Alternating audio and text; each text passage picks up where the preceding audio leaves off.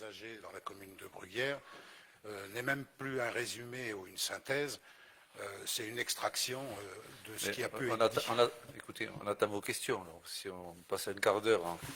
Alors, j'ai pas... Tant que vous êtes sûr aussi sur les règles, parce que vous êtes parti apparemment sur des bases différentes, vous êtes 3 présents, donc il y a 7 questions diverses, donc je vous demanderai aussi d'en sortir une. Je vous remercie. Oui, il n'est pas marqué dans le règlement intérieur 2 questions par conseiller présent. Vous aurez 6 questions. Il faudra rajouter présent dans le texte. Vous me direz celle qu'on doit... Il faudra le revoir, ce règlement intérieur. Il n'y a pas de souci, on vous attend. Alors, première modification à la page 3, concernant l'approbation, justement, du procès-verbal. Monsieur Combes fait remarquer un certain nombre de choses. Et nous proposons d'ajouter la phrase suivante. Monsieur le maire précise que le vœu aurait pu être annoncé en amont, comme sur la métropole, c'est ce que vous avez dit. Hein. Pas de souci, vous le lirez à la fin. Mais ça me semble important que ça puisse être écrit sur le PV. Ça, c'est la première modification. La seconde, c'est dans la continuité de la phrase qui résume votre propos, en mettant en évidence les conseils sont disponibles sur le site internet et Facebook de la mairie. Et nous proposons d'ajouter ce que vous avez dit, et sur YouTube, on est tout à fait transparent, on ne cache rien. Point. Deuxième modification. La troisième, c'est à la suite. Hein. Donc, il poursuit, il remplaçant monsieur le maire, poursuit en précisant que le règlement intérieur qu'on a dit que le PV est simple, c'est un résumé. Il ne voit pas l'intérêt d'avoir une page entière sur ce que vous avez pu dire au début de la séance du conseil municipal. Donc nous souhaiterions voir apparaître cette partie de votre expression. Quatrième modification, il s'agit d'ajouter dans la phrase qui suit, reprenant les propos que j'ai pu tenir, Monsieur Philippe Bory, alors au lieu de passer à regrette que ces éléments ne soient pas pris en compte tout de suite, c'était d'ajouter, précise tout d'abord qu'il entend ce que M. Plantat dit, à savoir qu'il n'y aurait pas à faire de politique générale dans ce conseil municipal, ce qui est son point de vue, et regrette, etc., la fin de la phrase pour ceux qui suivent sur le PV. Et une dernière sur cette partie-là, concernant la fin de la dernière phrase, hein, il s'agit des vœux des élus de l'opposition à la population, ajoutés après population. Donc il va de soi que nous n'adopterons pas le PV de ce conseil tel que vous le proposez avec la limitation des propos qui sont tenus. Voilà. Et un dernier ajout, reprenant votre réponse, Monsieur le maire répond que c'est bien et qu'il a écouté, il propose de passer aux décisions. Mais avant, il ne faut pas oublier de voter sur l'adoption du PV du CM du 16 janvier. Mais je communiquerai les modifications, puisqu'elles sont prêtes, hein, comme d'habitude, mais je les communiquerai dès ce soir pour pouvoir les intégrer, en espérant que sur cette partie, ne serait-ce que sur cette partie, les différentes modifications que je viens d'énoncer seront prises en considération. Bien. Écoutez, page 5. Parfait. On vous remercie. On verra si on les accepte ou pas, mais... Oui, vous pourrez les relire plus attentivement. Voilà, tout à fait. Je vais prendre le temps dès ce soir, bien sûr, de les lire. Pas ce soir, non. Avant de dîner. Demain, ça suffira. Alors, j'ai pas fini. Hein. Ah, ouais, j'étais étonné d'ailleurs. Ben, oui, on n'a fait que la première page. Donc, vous comprenez bien. Parce que, blague dans le coin, comme l'on dit, il s'avère que les PV, pour avoir relu les premiers PV du mandat, sont de plus en plus des extraits de ce qui a pu être dit avec des extraits sélectionnés. Donc, je pense qu'il y a nécessité de remettre les choses à l'endroit. Alors, sur le débat d'orientation budgétaire, M. Pierre Bertorello, donc sa première phrase, remercie les services finances et communications pour le travail effectué pour la bonne budget. Il procède à la lecture de ce dernier. Je propose de supprimer cette phrase, non pas qu'elle ne va pas, mais parce qu'il est important de reprendre ce que M. Bertorello a précisé. Il va aborder les grandes lignes de ce rapport d'orientation budgétaire dont on a un peu parlé en commission des finances. C'est ce qui a été dit. Hein. Alors, si vous voulez ne pas faire apparaître un peu, bon, la prochaine fois, il ne faudra pas le dire. On pourra débattre des différents points. Contrairement aux années précédentes, on le votera. Non pas pour dire si on est pour ou contre, mais pour acter le fait que nous avons bien tenu un débat d'orientation budgétaire et il procède à la présentation. Ça, c'est une modification. Une suivante, toujours dans le même chapitre, à la fin de l'intervention de M. Combes, il revient aussi sur la situation internationale et nationale. Il aimerait retrouver une situation de paix au niveau de l'Europe et du monde. Ajouter, la guerre en Ukraine n'est pas la seule cause de la crise dans laquelle nous nous trouvons. Tandis que Total engrange les milliards, nous, dans nos communes, nous sommes obligés de gérer avec les broutilles que nous donne l'État. C'est ce que M. Combes a exprimé, qui permet de mieux comprendre le début de l'intervention. Ensuite, l'intervention que je fais revenant sur l'inflation. À un moment donné, il est écrit « c'est un choix politique ». Je propose, après politique, d'ajouter « fait par le gouvernement et la majorité de la représentation nationale », puisque je l'ai dit. Ce n'est pas un choix politique comme ça, en l'air. Toujours dans la même intervention, c'est un financement à sens unique. Les collectivités vont devoir exiger davantage de la part de l'État.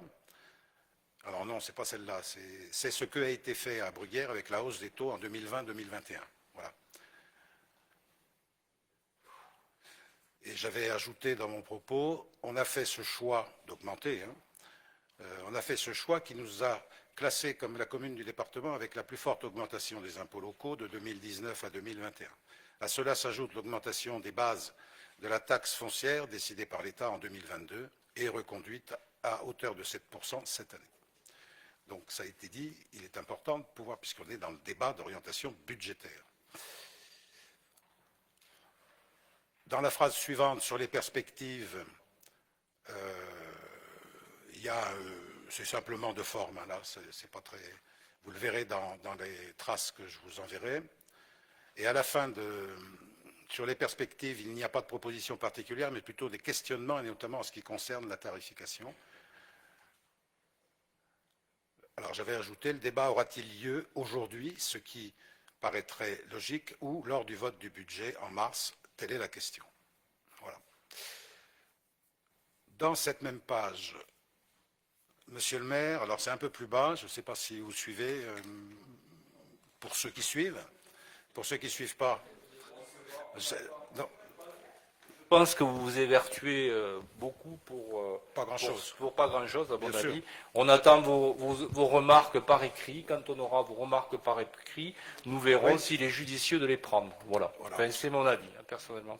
Parce qu'il y a des propos que vous avez tenus qui sont inexacts, en mon sens, et donc je ne les partage pas. Voilà. Mais ils sont dits. Hein, l'enregistrement est là. C'est vous qui les avez traduits, peut-être. Non, c'est textuellement repris. Pardon, excusez-moi, parce que c'est quand même étonnant. Je m'excusais parce que quand je viens de relire le compte rendu qu'on a reçu, je ne sais pas si les élus ici reçoivent le compte rendu du conseil métropolitain, le dernier, où vous êtes intervenu, monsieur le maire d'ailleurs. Quand on regarde le compte rendu, c'est quand même quelque chose, le PV, c'est quelque chose de bien précis, où toutes les interventions, courtes ou longues, sont inscrites éventuellement. Donc je trouve quand même que c'est quand même mieux qu'on puisse avoir l'expression démocratique des élus éventuellement. Et voilà, c'est pour ça que je suis un peu étonné qu'on ne puisse pas faire pareil à Bruyères, parce que ça ne dure pas 8 heures à Bruyères, ni 10 heures. Alors que sur la métropole, effectivement, ils ont d'autres moyens. Je suis d'accord avec vous. Ce n'est pas, monsieur Combes, ce que nous avons décidé dans le règlement intérieur. Je suis désolé, on n'a pas écrit qu'on relevait l'intégralité de vos propos. Je m'excuse, monsieur C'est vous Bertorello. qui l'avez voté comme moi. Voilà. Je m'excuse, monsieur Bertorello, mais il s'avère qu'il y a des communes autour de nous qui revotent, qui aujourd'hui rectifient le règlement intérieur. Parce que c'est pas le cas à Bruyères. Il y a la préfecture qui a donné des interventions, qui a donné des ordres pour éventuellement appliquer certaines politiques au niveau du conseil municipal. Et moi, j'aimerais qu'on fasse comme a fait Castelginès, parce que, je m'excuse, Castelginès, le dernier conseil municipal, ils ont refait le règlement intérieur, comme à Villemur, comme dans d'autres communes du département. Et comment nous, on ne le ferait pas. Donc, éventuellement... Écoutez, on va essayer de se recentrer sur les questions des vôtres. Là, Alors, les modifications, on y va, on reprend. Merci. J'en suis à la 13e, toujours dans la même page où Monsieur le maire précise que cette année, nous devons mettre au vote cette délibération. Le vote en faveur de cette délibération vise à acter que le débat a eu lieu et d'ajouter ce vote montre que l'on a discuté et qu'on a proposé cette délibération au sein du conseil municipal. Ensuite, dans la réponse qui est faite, je propose, et Monsieur Philippe Bory intervient pour dire que la délibération, etc., de supprimer la formulation parce que ça ne reprend pas du tout ce que j'ai dit. Hein. Donc intervient pour dire que pour cette délibération, il n'est pas marqué de voter pour ou contre le débat. Il est dit de prendre acte du débat d'orientation budgétaire. Nous prenons donc acte qu'il y a eu un débat, même s'il a été limité, puisqu'il y a encore un certain nombre de paramètres pour lesquels nous avons encore à réfléchir, ce qui était le cas. Donc, Monsieur le maire met en délibération le vote et ensuite, c'est résumé, Monsieur Philippe Bory demande le texte de référence, ce n'est pas tout à fait ça. Mais avant cela, Monsieur le maire confirme que l'on a vu les grandes orientations qui sont relativement simples dans la mesure où on a le groupe scolaire et une réhabilitation de la cantine. Ensuite, Monsieur Pierre Bertorello ajoute que dans les investissements, il faut compter ceux qui contribuent au financement quotidien de la collectivité, c'est juste, hein, c'est important de le souligner, car aujourd'hui, on investit entre 4 à 500 000 euros à partir des propositions faites en termes de besoins par les différents services municipaux. Ça fait partie du débat et il semble important de préciser qu'il y a aussi ça en termes d'investissement, puisqu'on est amené, on l'a évoqué à la dernière commission des finances d'ailleurs. Et pour finir, en bas de page, M. Philippe Bory précise en amont du vote que la délibération est mal rédigée et demande le texte de référence qui préside à cette modification. Voilà, on passe à la page 7, on arrive au bout. Hein. Là, c'est un ajout sur la page 7, l'élaboration du PAD, enfin du PLU et donc débat sur le PAD. La troisième expression... Monsieur Philippe Bory revient sur le réseau des transports collectifs et plus particulièrement sur l'adéquation de ce réseau. Je propose d'ajouter ce qui a été dit avec l'urbanisation, puisqu'il s'agit d'urbanisation. On passe à la page 8. Entre Monsieur le maire et Monsieur Philippe Bory, une fois que Claudine Dallery a posé une question, nous proposons d'ajouter, Madame Fabienne Jaunet reprend la présentation du PAD, puisqu'on ne comprend pas quand on lit le PV qu'il y a eu une reprise de la présentation du PAD. Voilà. Et on arrive au bout, hein, il n'en reste plus que 3. À la page 9, sur l'extinction de l'éclairage public de la commune, Monsieur le maire précise qu'une communication sera faite auprès des administrés. Et ensuite, l'intervention que j'ai faite est résumée de la manière suivante. Monsieur Philippe Bory précise que les élus de l'opposition sont d'accord sur une réduction de la consommation, mais qu'il faut surveiller une éventuelle évolution de la délinquance, fait divers. Ce n'est pas la réalité de ce qui a été dit. Donc, il est proposé de remplacer par « et il faut maîtriser les effets éventuels de cette obscurité liée à une extinction totale de l'éclairage ». Il est bien sûr important d'informer la population de ces évolutions pour mesurer leur avis notamment. À la suite de ça, M. Romuald Ponce s'est exprimé pour préciser que l'information sera faite par la voie du bulletin municipal et par les réseaux sociaux. Exact, me semble-t-il. Oui. Voilà, non, mais c'est ce que vous avez dit, c'est ça. Ça me semblait important de le dire, puisque c'est quelque chose qui fait partie d'un débat, puisque là aussi, sur le PAD, c'était un débat. Et pour finir, à la fin de cette page, bonsoir, Monsieur Philippe Coste explique que c'est très difficile, car il s'agit d'horloge. Après cette intervention, Madame Vidalin, qui est intervenue, et a fait état de son expérience dans une autre commune. Bon, je n'ai pas développé les exemples qu'elle a donnés avec la neige, dans l'Aveyron. Mais ça me semblait important de la citer comme étant quelqu'un qui intervient dans le conseil municipal. Voilà une traduction plus réelle de ce que peut être un procès-verbal, même si on n'est pas un procès-verbal qui serait la minute de l'expression, comme c'est fait sur le conseil métropolitain. Oui. Et comme c'était fait en 2001, si mes souvenirs sont bons, à Bruxelles. Mais bon, la modernisation des services publics a frappé. Bien, écoutez, c'est votre position, de toute façon chacun a la sienne et on ne va pas s'énerver ni s'agacer. Il y a pire, on va passer au conseil municipal, à l'ordre du jour, tout au moins d'une part aux décisions. Donc je vous fais part de la première décision et la seule qui concerne ce conseil. C'est l'attribution accord cadre à bon de commande, contrôle et vérification périodique des installations et équipements des bâtiments communaux. Dans l'attributaire du marché, ça a été la PAV Exploitation France, située à Toulouse, montant du marché 20 000 € hors taxe. Voilà, donc c'est la seule décision, je ne pense pas que ce soit trop commenté.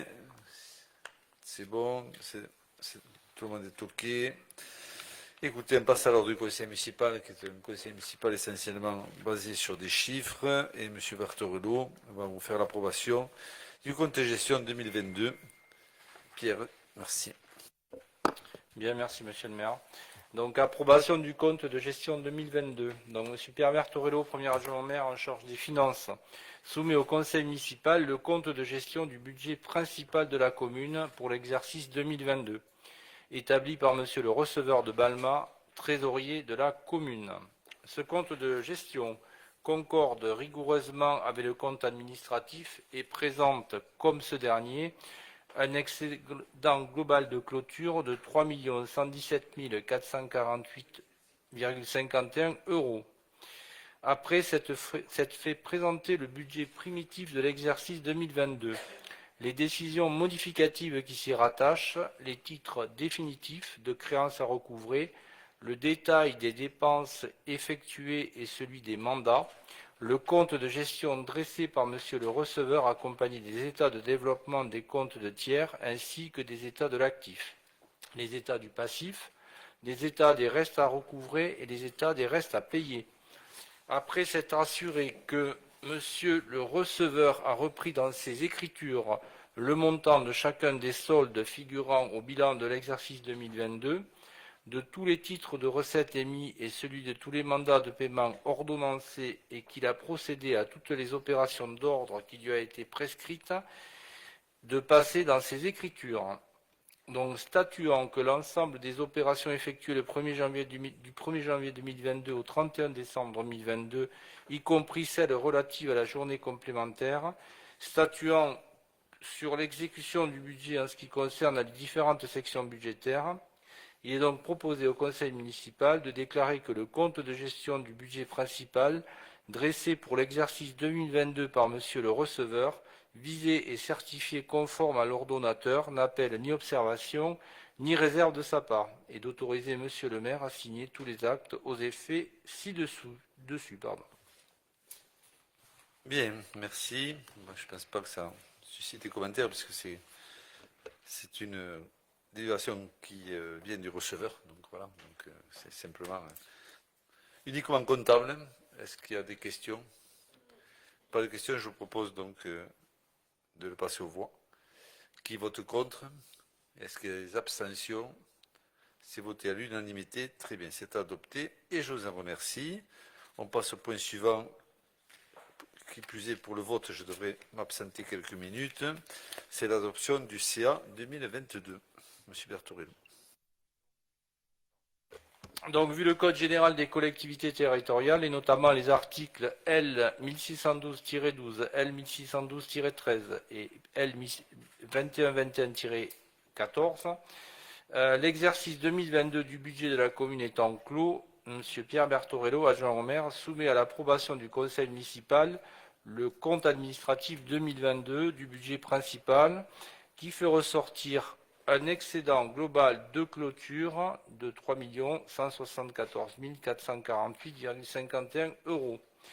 Donc, il se détaille en section de fonctionnement avec des recettes de fonctionnement de l'exercice à hauteur de 8 595 374,32 €. moins des dépenses de fonctionnement de l'exercice à 7 943 458,33 avec un résultat de l'exercice de 651 915,99 euros. Plus un excédent antérieur reporté de 1 837 293,94 euros avec un résultat de fonctionnement de clôture de 2 489 209,93 euros. En section d'investissement, donc les recettes d'investissement de l'exercice 3 890 232,06, dépenses d'investissement de l'exercice 3 796 851,65, donc avec un résultat d'investissement de l'exercice 93 380,41. Excédent antérieur reporté 534 858,17, donc un résultat d'investissement de clôture de 628 238,58. Donc résultat de clôture, donc résultat de fonctionnement de clôture 2 489 209,93 plus résultat d'investissement de clôture 628 238,58. Donc un résultat global de clôture de 3 117 448,51. Donc ces résultats sont évidemment identiques à ceux du compte de gestion établi par monsieur le receveur de l'Union, trésorier de la commune. Je rajouterai, avant de clôturer cette délibération, que l'ensemble du compte administratif a été vu et largement vu en commission des finances, donc que vous avez eu tous les éléments pour le consulter. Donc, avant de le passer au vote et de demander de monsieur le maire de quitter provisoirement la séance, je suis à votre disposition si vous avez des questions. Monsieur Bourri, oui. Oui, alors ça n'est pas une question. C'est simplement un élément que je voulais pointer concernant, et je l'avais pointé l'an dernier, sur l'importance des crédits annulés. Quand on lit le compte administratif, il y a quand même une masse financière significative de crédits annulés.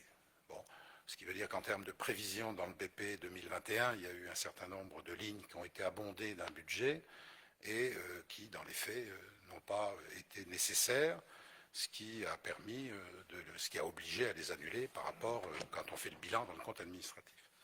Bon, on peut traduire aussi cette annulation de crédit sur le résultat définitif qui fait que même si là on a un excédent qui est moins important que certaines années précédentes, pour l'année, pour l'exercice, on se retrouve quand même avec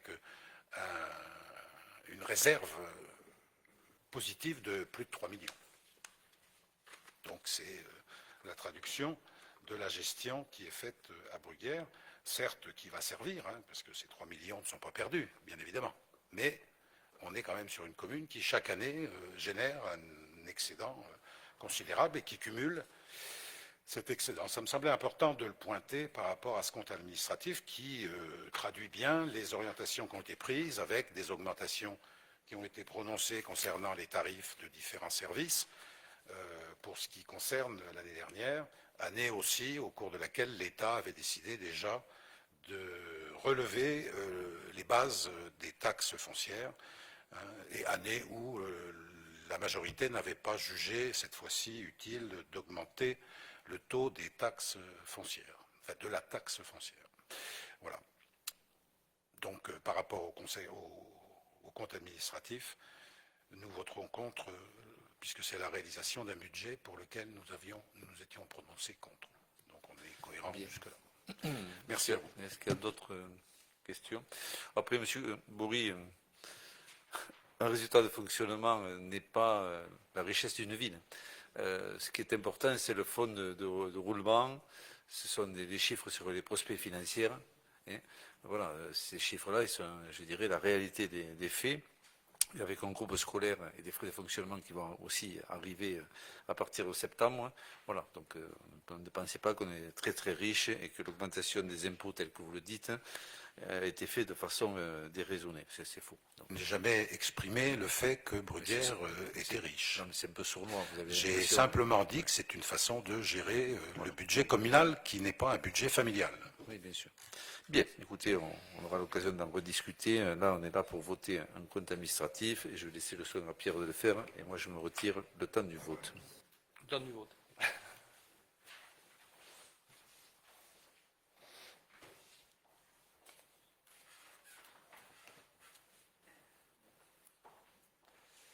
Donc je vais mettre ce compte administratif au vote. Est-ce qu'il y a des abstentions? Est-ce qu'il y a des refus de vote? Des votes contre? J'imagine 3 avec un pouvoir 4. Pour le reste, tout le monde est d'accord, j'imagine. Donc écoutez, je vous remercie d'abord pour la confiance accordée au service et au travail de ces derniers sur l'aspect financier et pour également la confiance pour l'ensemble des élus qui y travaillent. Merci beaucoup. Vous pouvez rappeler, monsieur le maire.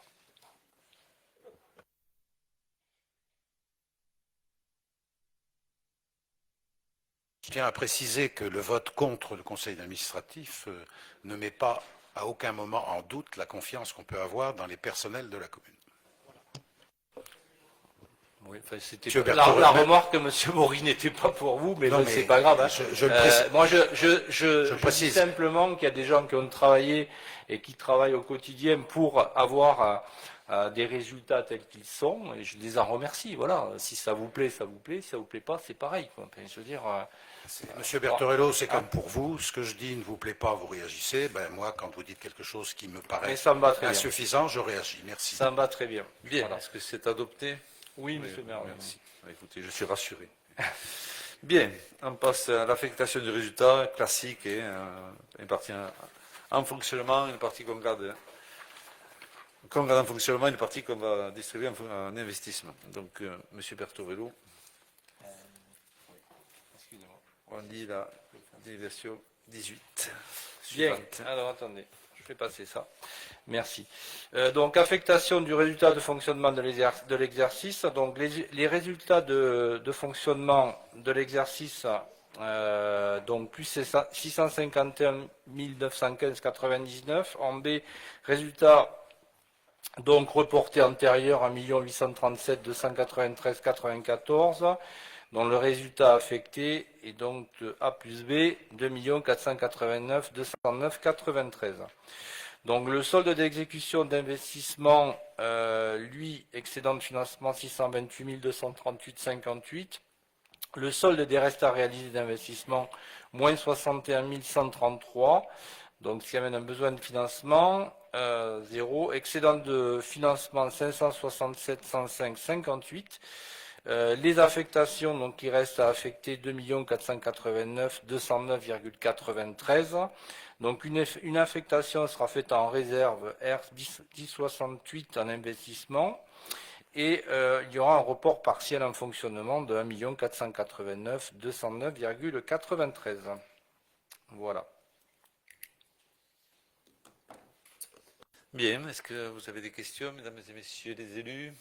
Pas de questions, on peut le passer aux voix. Qui vote contre ou refuse de voter? Des abstentions? Nous avons 4 abstentions, le restant étant à l'unanimité. Très bien, écoutez, je vous remercie, c'est adopté. On passe au point suivant, c'est le bilan des acquisitions. Je pense qu'il y en a très peu ou il n'y en a pas du tout. Sur 2022, mais il faut quand même lire à la délibération. Monsieur Bertorello, s'il vous plaît. Donc, bilan session acquisition, ça fait partie effectivement de la procédure et des articles à appliquer. Donc, vu l'article 2241-1 du Code général des collectivités territoriales, vu l'obligation concernant les communes de plus de 2000 habitants d'établir chaque année le bilan des cessions et acquisitions immobilières, il est proposé de constater l'état des cessions et des acquisitions immobilières pour l'année 2022. Cet état sera annexé au compte administratif pour 2022. Donc le bilan des cessions et acquisitions immobilières s'établit comme suit. Il n'y en a pas, voilà, ni de cession ni d'acquisition. Donc il est proposé au conseil municipal d'approuver le bilan tel que présenté ci-dessus. Bien. Je suppose qu'il n'y a pas de questions là-dessus. On peut le passer aux voix. Si on est d'accord, qui vote contre, refuse de voter, qui s'abstient, pas d'abstention, c'est voté à l'unanimité et c'est adopté. Et je vous en remercie. On passe maintenant au BP 2023 et M. Bertorello va vous présenter ce budget primitif. Donc, je vais dire la délibération qui a un propos sur l'adoption du budget. Donc, vu le Code général des collectivités territoriales, et notamment l'article L 1612-8, vu le débat d'orientation budgétaire qui s'est tenu lors de la séance du Conseil municipal du 13 février 2023, vu l'avis de la Commission des finances en date du 14 mars 2023, vu le budget primitif tel qu'annexé à la présente délibération, Monsieur Pierre Bertorello, premier adjoint en charge des finances, présente au Conseil municipal le budget primitif pour l'année 2023, dont les dépenses et les recettes s'équilibrent comme suit. Donc, dépenses de l'exercice, nous sommes donc pour un total de 10 220 173,96. Donc, il s'agit des dépenses de fonctionnement. Évidemment, elles sont équilibrées avec les recettes de fonctionnement qui sont du même ordre. Faites donc pour partie des recettes de l'exercice 8 730 967 plus l'excédent antérieur reporté de 1 489 209,93. En section d'investissement, donc les dépenses de l'exercice sont à hauteur de 7 634 171,51. Les recettes de l'exercice sont à hauteur de 6 932 093, avec une affectation du résultat, comme vu précédemment, de 1 million, avec un excédent reporté de 628 238,58, ce qui nous amène à des recettes d'investissement équilibrées de 7 634 171,51.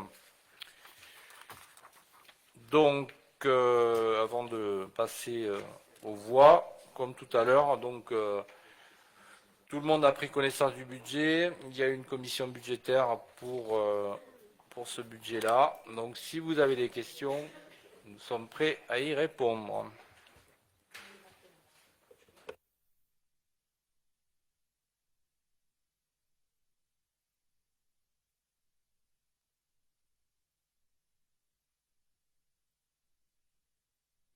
Excusez-moi, je n'avais pas suivi. Attention à notre délibération. Des questions, monsieur. Monsieur Bourri, oui, s'il vous plaît. Quelques questions. Alors, c'est une question, effectivement, concernant le Bascala, pour avoir regardé ce qu'il en était. Le redémarrage du Bascala a été net cette année, puisque l'activité a pu reprendre, mais on est quand même encore sur un déficit de 245 000 euros, semble-t-il, hein, quand on fait la différence entre les dépenses et les recettes. Donc c'est quand même toujours préoccupant quant à la gestion de cette structure qui est un bel outil, mais qui n'est pas simple à gérer. Donc simplement pointer que nous ne parvenons pas encore à avoir un équilibre dans la gestion de cette structure et de l'activité qui y est organisée. Ça, c'était une remarque, ce n'est pas une question. Hein. En ce qui concerne après peut-être simplement une déclaration concernant le budget 2023 tel qu'il est proposé. En termes de prévision, tout à l'heure, je mettais en évidence les crédits annulés en nombre et en valeur de manière importante. Donc là, dans les prévisions qui sont là, je n'ai pas fait d'études particulières pour voir si on était à la même hauteur que l'année dernière et si on pouvait imaginer peut-être qu'il y aura encore des crédits annulés. Quand on fera le bilan 2023 l'année prochaine, peut-être simplement poser la question si là on est sur des prévisions plus justes de la réalité. Monsieur Bourri, sur les crédits annulés, on ne comprend pas votre question. Comment? Pour moi, les crédits annulés, c'est les annulations de titres par des gens qui ne peuvent pas payer ou qui ont déménagé. Mais c'est quoi ces crédits annulés? C'est quoi votre question? Quand on regarde le budget, on a une colonne crédit annulé. Monsieur Bourri, les crédits annulés, c'est simplement. Alors, je ne sais pas si c'est anormal, hein, mais pour moi, c'est pas anormal. C'est votre perception qui me semble tout à fait contestable. Un crédit annulé, c'est je prévois 100 000 pour vous et je dépense que 80. Oui, bien sûr, c'est un crédit annulé. Ça veut dire qu'on fait des prévisions budgétaires et que, Dieu merci, on essaie de ne pas les dépasser, voire ma foi, si on peut faire des ajustements de dépenses et moins, en tant qu'adjoint aux finances, ça me va très bien. Donc, le crédit annulé, enfin, si c'est, je pense que c'est cette perception que vous avez, enfin, j'ai cru comprendre, vous aurez forcément des variations budgétaires. Enfin, vous me trouverez la personne qui est capable de prévoir demain la dépense, hormis peut-être sur des contrats que nous signons où on a des prix qui sont négociés, mais après c'est des prévisions. Donc, enfin, moi, vous savez, moi, je vous posais toujours la même question. Moi, je serais curieux de savoir comment vous gérez la collectivité si vous étiez à ma place. Aujourd'hui, j'ai toujours pas compris. Et faire des propositions. Voilà, j'ai pas compris, hein. On va vous faire une proposition, enfin des propositions concrètes. Allez-y. Mais oui, ça m'intéresse, hein. Monsieur Brie, il faut savoir une chose quand même, c'est qu'on ne fait pas de budget supplémentaire. Donc, Oui. c'est souvent dans les BS qu'on rectifie. Oui. Nous, on n'en fait pas. Il y a très peu de DM. Ça veut dire qu'on a quand même, au niveau du budget, des services, des élus, je dirais, surtout aussi des responsables de pôle, qui font leur job. Voilà, on est dans des choses bien carrées, bien cadrées. Voilà, on encadre. M'interroger par rapport à la hauteur globale de ces crédits annulés, donc l'écart entre la prévision et le réalisé, qui fait un écart quand même important, puisqu'on est sur 2 millions en fonctionnement, quand on cumule l'ensemble. Vous n'avez pas 2 millions d'écart, on n'a pas la même lecture. Enfin, non. Enfin, je crois que vous avez un problème de lecture budgétaire, hein. Je pense que l'ATD a publié récemment l'ensemble des formations qu'il faisait. Je vous invite à y participer, hein. Enfin, parce que là, on a vraiment une perception qui est assez différente, hein, je pense. Ce budget inclut la poursuite d'une augmentation des tarifs de cantine et de l'école de musique. Donc on poursuit le travail qui a déjà été engagé l'an dernier. Ça contribue, ça, par rapport aux usagers qui sont concernés par ces services, sur leur pouvoir d'achat, de vivre de ces usagers. C'est un signe négatif, nous semble-t-il. En effet, c'est un effet d'accentuation des charges de la vie quotidienne qui est difficile, de plus en plus difficile pour bon nombre de familles en période d'inflation forte et inflation en croissance. Concernant les impôts locaux, la nouvelle augmentation des bases de plus de 7% va pour la 4e année consécutive frapper les foyers propriétaires à Bruguière. Certes, c'est de la responsabilité et de la compétence de l'État, comme l'année dernière, mais c'est une nouvelle augmentation des impôts locaux. Notre ville, qui s'est distinguée cette année dans un classement qui a été réalisé par les médias, se trouve être première en matière d'augmentation des impôts locaux entre 2019 et 2021. Elle cesse d'augmenter les taux de taxes foncières, c'est une bonne chose, il était temps. Alors, eu égard à la situation financière de notre commune, qui continue à s'assurer, je dirais, un matelas budgétaire dans sa gestion, que vous utilisez de père de famille, moi dit effectivement, avec un peu plus de 3 millions d'excédents cumulés, avec certes des nouveaux emprunts justifiés et tout à fait assimilables par notre budget, il n'est pas pertinent de poursuivre l'augmentation des tarifs, de notre point de vue, aux usagers de la cantine et de l'école de musique. En période de crise organisée, autour d'une spéculation exponentielle, qui a conduit à une inflation à 2 chiffres qui impacte toutes les familles, avec 7% d'augmentation des bases de la taxe foncière décidée par l'État, et qui fait payer les propriétaires notamment, plutôt que d'augmenter les dotations, donc la DGF. Vous qui comparez à la métropole, il y a un temps de parole. Mais bon, je vous dis ça juste comme ça. Oui, dites.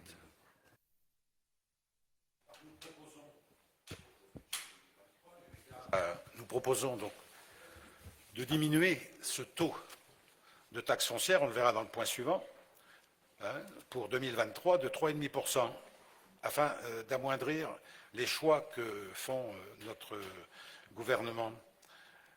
Notre capacité budgétaire peut permettre d'effectuer ce choix qui n'a pas été réalisé en 2021, contrairement par exemple à la commune de Toulouse qui, cette année-là, avait baissé le taux de sa taxe foncière, alors que nous l'avions augmenté et étions parmi les communes qui n'avaient pas suivi les recommandations qui avaient été exprimées au sein de la communauté de communes, au sein de Toulouse Métropole. Voilà une proposition qui nous paraît pouvoir aussi prendre en considération la situation de dégradation des possibilités de vivre correctement au jour d'aujourd'hui avec les crises successives et la dernière qui est à caractère économique et qui conduit à avoir une augmentation des tarifs, des prix à la consommation de plus en plus insupportable pour beaucoup d'entre les personnes, qu'ils soient locataires d'ailleurs ou qu'ils soient propriétaires, mais qui sont usagers des services publics que nous avons dans notre commune. Voilà une proposition d'évolution de la politique budgétaire que nous pourrions avoir dans notre commune. Bien, merci. Est-ce qu'il y a d'autres remarques? Alors, j'interviendrai quand même. Je vais juste intervenir sur le Bascala, après le côté finance, Pierre. Oui. Sur le Bascala, deux choses, M. Bourri. D'une part, on a un budget de fonctionnement qui est le nôtre, de par, je dirais, les rentrées financières qui sont anciennes TP et autres, et pour lequel, voilà, on fait un budget. Donc, alimenter le Bascala de 200 000 euros, ça ne me paraît pas, je dirais, choquant. Voilà. On met de l'argent sur les centres de loisirs, on met de l'argent. On répartit notre budget sur les différents pôles territoriaux. Et de là, donc, ça c'est le premier point. Donc 200 000 euros, 240, comme vous dites, c'est tout à fait. Il y aurait 1 million de trous. Là, je vous dirais, on serait inquiet. D'autre part, le Bascala, on l'utilise à des fins communales. On y fait des vœux, on y fait des élections, on y fait aussi plein de cérémonies qui privent le Bascala de recettes. Donc le jour où on pourra faire peut-être des élections dans un autre peut-être site qui pourrait être les écoles, pourquoi pas, à méditer, on le dit parce que ça pourrait venir de vous un jour. Et ceci étant, voilà, là on pourrait faire des économies et avoir 4 recettes supplémentaires comme on s'est privé l'an dernier sur 4 dimanches. Voilà, donc on utilise le Bascala parce que c'est une salle municipale aussi, voulue en tant que telle, les vœux et bien d'autres choses, le repas des aînés. Et d'autre part, on alimente aussi sur le budget de fonctionnement une quote-part au Bascala, comme on la met à l'école de musique, comme on la met à la médiathèque, comme on la met à la crèche, dans tous les secteurs qui sont les nôtres. C'est la répartition, je dirais, équitable et voulue par les élus que nous sommes au niveau du budget, de la préparation et aussi avec les adjoints de secteur par rapport à leur délégation. Sur la cantine, on suit aussi le cours des augmentations. On le verra aussi au niveau des CCAS demain. Peut-être si Arnaud veut en dire 2 mots, et après je laisserai le soin sur les bases et autres à Pierre de vous répondre. Oui. Voilà. Bruno Maury en premier, oui, merci. Oui, juste pour le Bascala, l'année dernière, on était encore sur la crise aussi du Covid. Donc du coup, on n'a pas eu les recettes escomptées suite à la crise du Covid. Donc on peut parler de sommes, mais on a repris les activités qu'au mois de juin avec les galas de danse. Voilà, juste à la marche. Monsieur Combe, sur le Bascala, est-ce que aussi il ne rentre pas en jeu le gaz et l'électricité dans le fait de l'augmentation du déficit? Sûrement, comme dans tous les services. Et c'est pour ça aussi qu'on augmente le prix de la cantine. Voilà, les fluides ont augmenté. Il y a aussi l'entretien du Bascala. Voilà, c'est un service normal, municipal, donc en tant que tel. On change un four à la cantine, ça choque personne. On fait des travaux au Bascala, ça en choque certains. Voilà, il faut savoir aussi entretenir les bâtiments communaux. Donc on a des bâtiments qui ont 10 ans, qui nécessitent certains travaux. Et au niveau des fluides, bien sûr, c'est pas le plus gros, c'est pas la plus grosse somme. Ça reste quand même tout à fait correct. Mais il est vrai que les fluides ont impacté le budget communal cette année. C'est normal. Peut-être Arnaud sur la cantine ou sur autre chose. Oui, non, sur la cantine, bon, c'est pas le sujet là, mais non, moi je veux pas faire de commentaires parce qu'il y a des commentaires, on les fait en commission pour moi, donc ça se discute. On a discuté avec M. Bory là-dessus. Il n'y a pas eu de remarques sur la commission, donc je vois pas pourquoi il y en aurait aujourd'hui. Il y a, tu l'as dit, une augmentation des matières premières, enfin de l'énergie. Il y a une augmentation des matières premières de la cantine qu'on subit. On est à plus de 10-20% sur certains produits. Voilà. Aujourd'hui, je ne parle même pas de l'énergie, parce que là, on peut monter beaucoup plus haut. On a donc forcément, on ne peut pas tenir un budget comme ça. On a augmenté, je crois qu'on a réussi à limiter la casse à 3,5%. D'accord ? Ça représente quelques centimes. Pour un prix du repas qui est dérisoire sur la commune. On fait partie des communes avec le prix de repas le plus bas, puisqu'on compare aux autres, sur le plus bas des autres communes. D'accord, ça on peut le comparer, il n'y a pas de souci. Aujourd'hui, un enfant peut manger à midi correctement avec des repas qui sont labellisés, qui sont, pour certains, on fait des repas végétariens labellisés, etc., avec la loi Egalim. On est dessus et on arrive à sortir un tarif très intéressant pour les Bruguérois. Aujourd'hui, on augmente de 3,5 alors qu'on subit une augmentation bien plus importante. Donc voilà, aujourd'hui, oui, il y a 3,5, ce qui correspond à quelques centimes, et pour manger de manière très correcte et très saine sur la commune. Ce qu'on peut aussi, c'est saluer le travail de l'équipe municipale. Parce qu'à toutes ces contraintes, je dirais, budgétaires, il faut quand même des repas de grande qualité, en régie, avec une équipe soudée. Voilà, donc, Oui, mais tu fais bien de le signaler. Moi, je tire un chapeau, on parlait de la comptabilité auto, mais on a quand même, à la ville de Bruguière, la chance d'avoir du personnel de grande qualité. Et au Bascara, je laisse la parole, également avec aussi une directrice qui fait des after-work pour essayer de se diversifier, de faire connaître le Bascara et de rentrer des recettes supplémentaires qui sont non négligeables, je vous promets. Voilà, donc il y a tout un travail, il y a des gens qui sont motivés et qui nous permettent d'avoir une bonne image de la ville.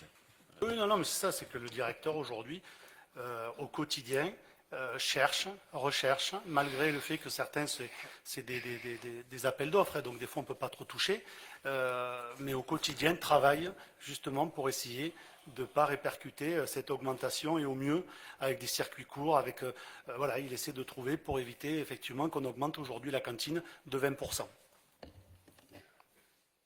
Pierre, si tu veux rajouter quelque chose, s'il te plaît. Oui, moi je voudrais rajouter plusieurs points. Je voudrais revenir sur la cantine. 60%, c'est la prise en charge de la commune des repas. 60%. D'accord ?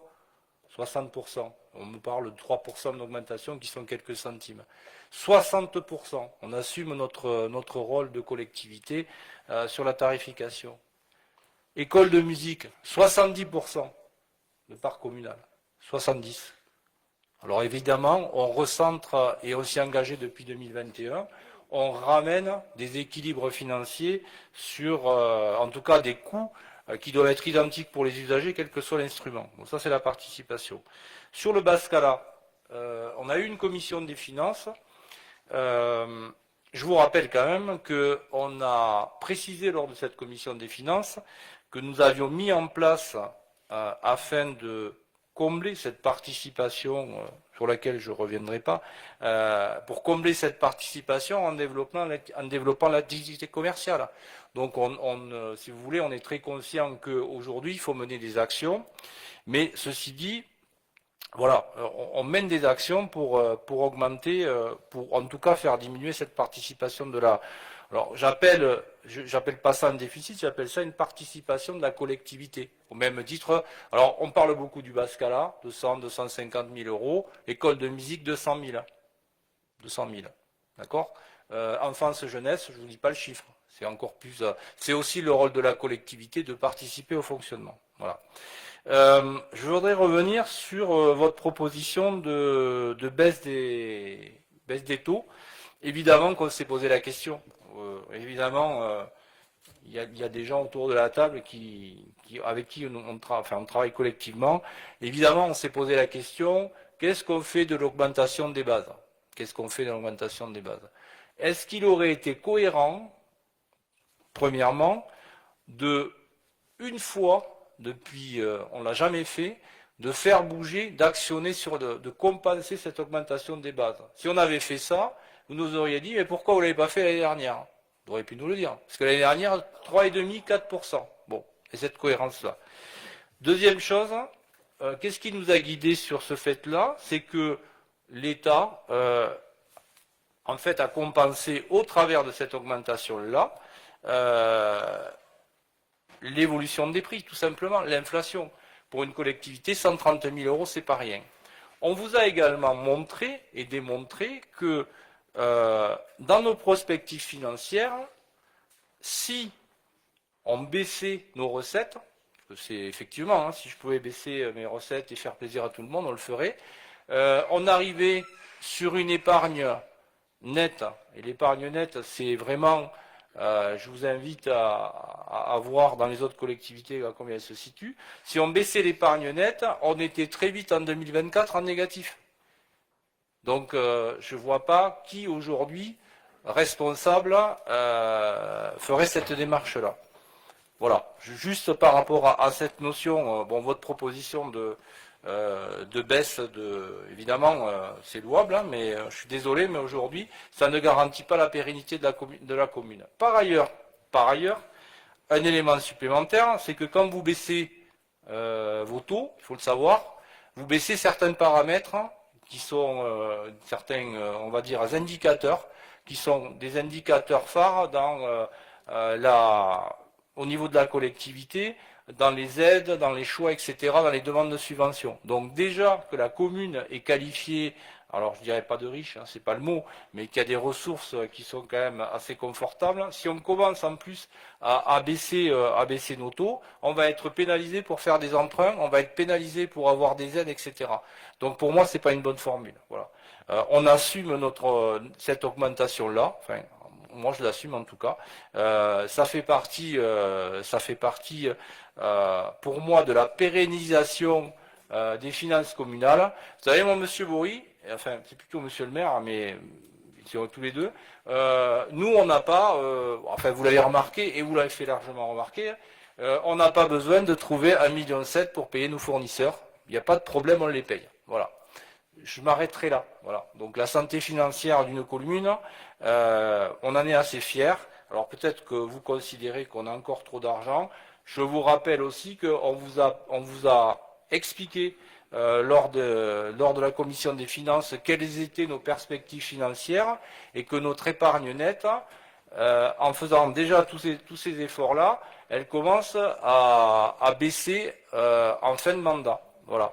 Et je rajouterai aussi que ce qu'il faut dire aux gens, je le dis, ce qu'il faut dire aux gens, c'est qu'aujourd'hui, les communes, quelles qu'elles soient, si la situation inflationniste continue comme aujourd'hui, ça va être encore plus compliqué. Parce qu'aujourd'hui, le phénomène, il est très simple. Alors vous parlez de baisser les recettes, mais aujourd'hui, ce qui se passe, c'est que déjà, nos recettes, elles sont quasiment stables, vous le savez, hein, si on prend le produit des services entre 2019 et 2023, sur 1 million d'euros, on a à peu près, allez, on a cru de 70 ou 80 000 euros. On ne s'est pas enrichi sur le dos des Bruguérois, loin de là. Donc, si vous voulez, aujourd'hui, le mécanisme est tel que si ça continue comme ça, il y a beaucoup de collectivités d'ici 2 ou 3 ans qui vont être dans des positions très délicates. Pourquoi? Parce que l'inflation est là, les dépenses augmentent et les recettes elles sont stables. Aujourd'hui, les principales recettes sont stables et on ne sait pas de ce que demain sera fait. Voilà, tout simplement. Et c'est valable pour nos prévisions. Vous parliez de prévisions a priori sur lesquelles on ne respecterait pas. Vous savez, je suis élu depuis très longtemps. C'est le premier mandat où je vois une situation pareille. Aujourd'hui, ce qui est vrai le 31 janvier de l'année N est plus vrai 6 mois après. Donc il faut de la flexibilité, il faut être agile. Je pense que la commune, certes, il y a quelques augmentations, mais aujourd'hui, je vous invite à voir tous les ratios comparatifs avec l'ensemble des communes environnantes. Bruguière, et en particulier sur la taxe foncière, reste et restera dans les 2 années ou 3 années à venir la commune où elle est encore la plus basse. Donc avec une qualité de service, le niveau de service alloué dans la collectivité, la part financière qui est consacrée au service en général, hein, pour toutes les tranches d'âge sur la collectivité, c'est quasiment, derrière Toulouse, la plus grosse participation. Pour une commune de 7000 habitants, je pense qu'on peut en être assez fier. Voilà. Donc effectivement, gérer, vous l'avez dit un jour, c'est prévoir. Ben, nous, on prévoit, on s'engage et on fait le nécessaire. Voilà. Bien. Merci, M. Bory. On ne va pas faire le débat. Le débat d'orientation budgétaire, je vous l'ai dit qu'il a lieu là. On ne l'a pas fait suffisamment parce qu'on n'avait pas suffisamment de données au dernier conseil municipal. Mais ceci étant, dans la logique qui est la vôtre, qui n'est pas nécessairement la nôtre, c'est qu'on s'adresse aux contribuables localement. pour essayer de tenir nos budgets. L'État qui perçoit les impôts que les citoyens peuvent payer, l'État qui a la possibilité d'abonder les budgets des collectivités, après les avoir un peu dépouillés, de par le fait que les transferts de charges qui sont tombés sur les collectivités, ces transferts de charges n'ont pas été accompagnés de transferts de crédits, et donc les communes se débrouillent. Et je suis d'accord avec vous qu'à terme, les communes vont avoir du mal à continuer à vivre de manière autonome. Alors, est-ce que l'objectif n'est pas celui-là recherché de réduire les capacités des communes pour démontrer qu'il y en a beaucoup trop dans notre pays, 36 000 communes, des projets politiques de la droite en particulier, dans les années 70 déjà étaient à l'ordre du jour, pour dire, bon, il faut qu'on réduise ces 36 000 communes, c'est pas possible, c'est pas financièrement rentable, c'est pas cohérent. Depuis, on a créé des hyper-régions, des métropoles, qui font que, quelque part, on s'oriente vers une difficulté peut-être qui sera dépassée par la réduction du nombre de communes. Mais je reviens à l'aspect budget. Bien évidemment, les communes se trouvent confrontées à des difficultés de plus en plus graves. Bon, à Bruguière, on n'est pas dans la difficulté dans l'instant, mais on pourrait le devenir très rapidement. Et on le deviendrait d'autant plus vite si on avait une politique qui n'est pas de se tourner vers les usagers et les contribuables directement, qui, eux, de leur côté, ne voient pas leur pouvoir d'achat et le pouvoir de vivre s'améliorer. Donc on est sur une paupérisation de la population. Alors, je prends des gants, parce que sur Bruguière, on ne peut pas dire qu'on ait une mixité sociale qui soit développée depuis très longtemps et qui pourrait permettre de s'inquiéter sur un nombre conséquent de difficultés. Mais on a des familles et des salaires moyens qui ont de plus en plus de mal à boucler, et ils sont propriétaires. Donc, la logique qui est de solliciter depuis 4 ans les contribuables bruguérois, il faut qu'on se tourne un petit peu plus vers nos représentants de l'État, vers les élus de la République, que sont les députés et les sénateurs, pour qu'à un moment donné, ils ne passent pas leur temps, quand il y a des lois de finances, à simplement chercher à faire des économies, mais aussi à donner la possibilité pour les communes de recevoir des dotations à la hauteur des besoins de la population. Et ça n'est pas fait. Il faut qu'on se tourne vers ces élus qui ont cette vocation à définir la loi, la voter. Aujourd'hui, c'est en cours, je ne sais pas où en est. C'est passé 9 fois. Qu'est-ce que c'est qui est passé? Le maintien du gouvernement. Le maintien du gouvernement. Ah oui. La motion de la censure n'a pas motion. été adoptée. Voilà. Bon. Moi, ça me Écoutez, semble monsieur- important. Une petite remarque, monsieur Par contre, Bertolello, je vous par rapport coupe. à l'école de musique. Le rééquilibrage qui a été envisagé, je l'ai exprimé lors de la commission des finances, c'est un rééquilibrage vers le haut pour rééquilibrer les tarifs des instruments. On aurait très bien pu prendre l'option de rééquilibrer sur le tarif le moins élevé. Mais c'est un choix. C'est un choix. Vous avez ce choix. Moi, j'en ai d'autres. Nous en avons d'autres par rapport C'est un choix qu'on avait fait l'an dernier, qu'on maintient cette année, qu'on fera qu'il sur ait été 3 fait ans. l'an dernier ou il y a 2 ans ou il y a 3 ans. On ne va c'est pas ce refaire choix. un débat là-dessus. On ne fait que ce qu'on avait décidé de faire l'an dernier en le faisant sur 3 ans. Ce que je voulais vous dire, Monsieur Goury, vous parlez de l'État, enfin, ça c'est votre petit plaisir. oui. On a quand même des aides de la CAF qui sont conséquentes. Je veux dire que les aides, on les a. Heureusement, je veux dire heureusement, et on a une CAF qui est vraiment très très généreuse et qu'on peut fraîchement remercier. Et ensuite, quand on a nos députés et sénateurs, on ne manque pas bien sûr de leur faire part et des problèmes que l'on rencontre au quotidien, notamment en faisant nos budgets communaux. Voilà, donc on a l'occasion souvent d'en parler, et d'en parler entre nous, collègues, d'en parler à la métropole. Voilà, c'est un sujet qui est récurrent et qui revient, je dirais, pas à chaque réunion, mais souvent. Voilà, on est consciencieux, on ne parle pas que du beau temps. On est bien sûr tous confrontés au même problème. Bien, écoutez, je pense qu'on a débattu largement. Je vous propose maintenant donc de le passer aux voix. Qui vote contre ce budget primitif 2023 ? Monsieur, je crois que vous votiez pour. J'ai eu un moment de. Quatre, oui. Est-ce qu'il y a des abstentions? Pas d'abstention. Le restant de la majorité vote favorablement, donc c'est adopté et je vous en remercie. On passe au point suivant, c'est le vote des taux pour l'année 2023. Donc, Monsieur Bertorello, oui, pardon. en Oui. suivant. Merci. Donc, vote des taux pour l'année 2023. Bon, je ne vais pas vous relire la délibération. Je pense que, pour être clair, les taux ne bougent pas. Donc, en tout cas, les taux de la collectivité, avec une taxe foncière sur les propriétés bâties à 39,42, une taxe foncière sur les propriétés non bâties à 61,21 et une taxe d'habitation sur les résidences secondaires à 7,22%. Voilà. Bien. Je pense qu'il n'y a pas trop de débat là-dessus. Si, Monsieur Bourri. Non, il n'y a pas de débat, mais pour être cohérent avec ce qui a été dit et ce que j'ai pu dire dans le point précédent, la proposition de baisser le taux va à l'encontre de la proposition de maintenir. Bien sûr, là c'est cohérent. Voilà, c'est assez cohérent.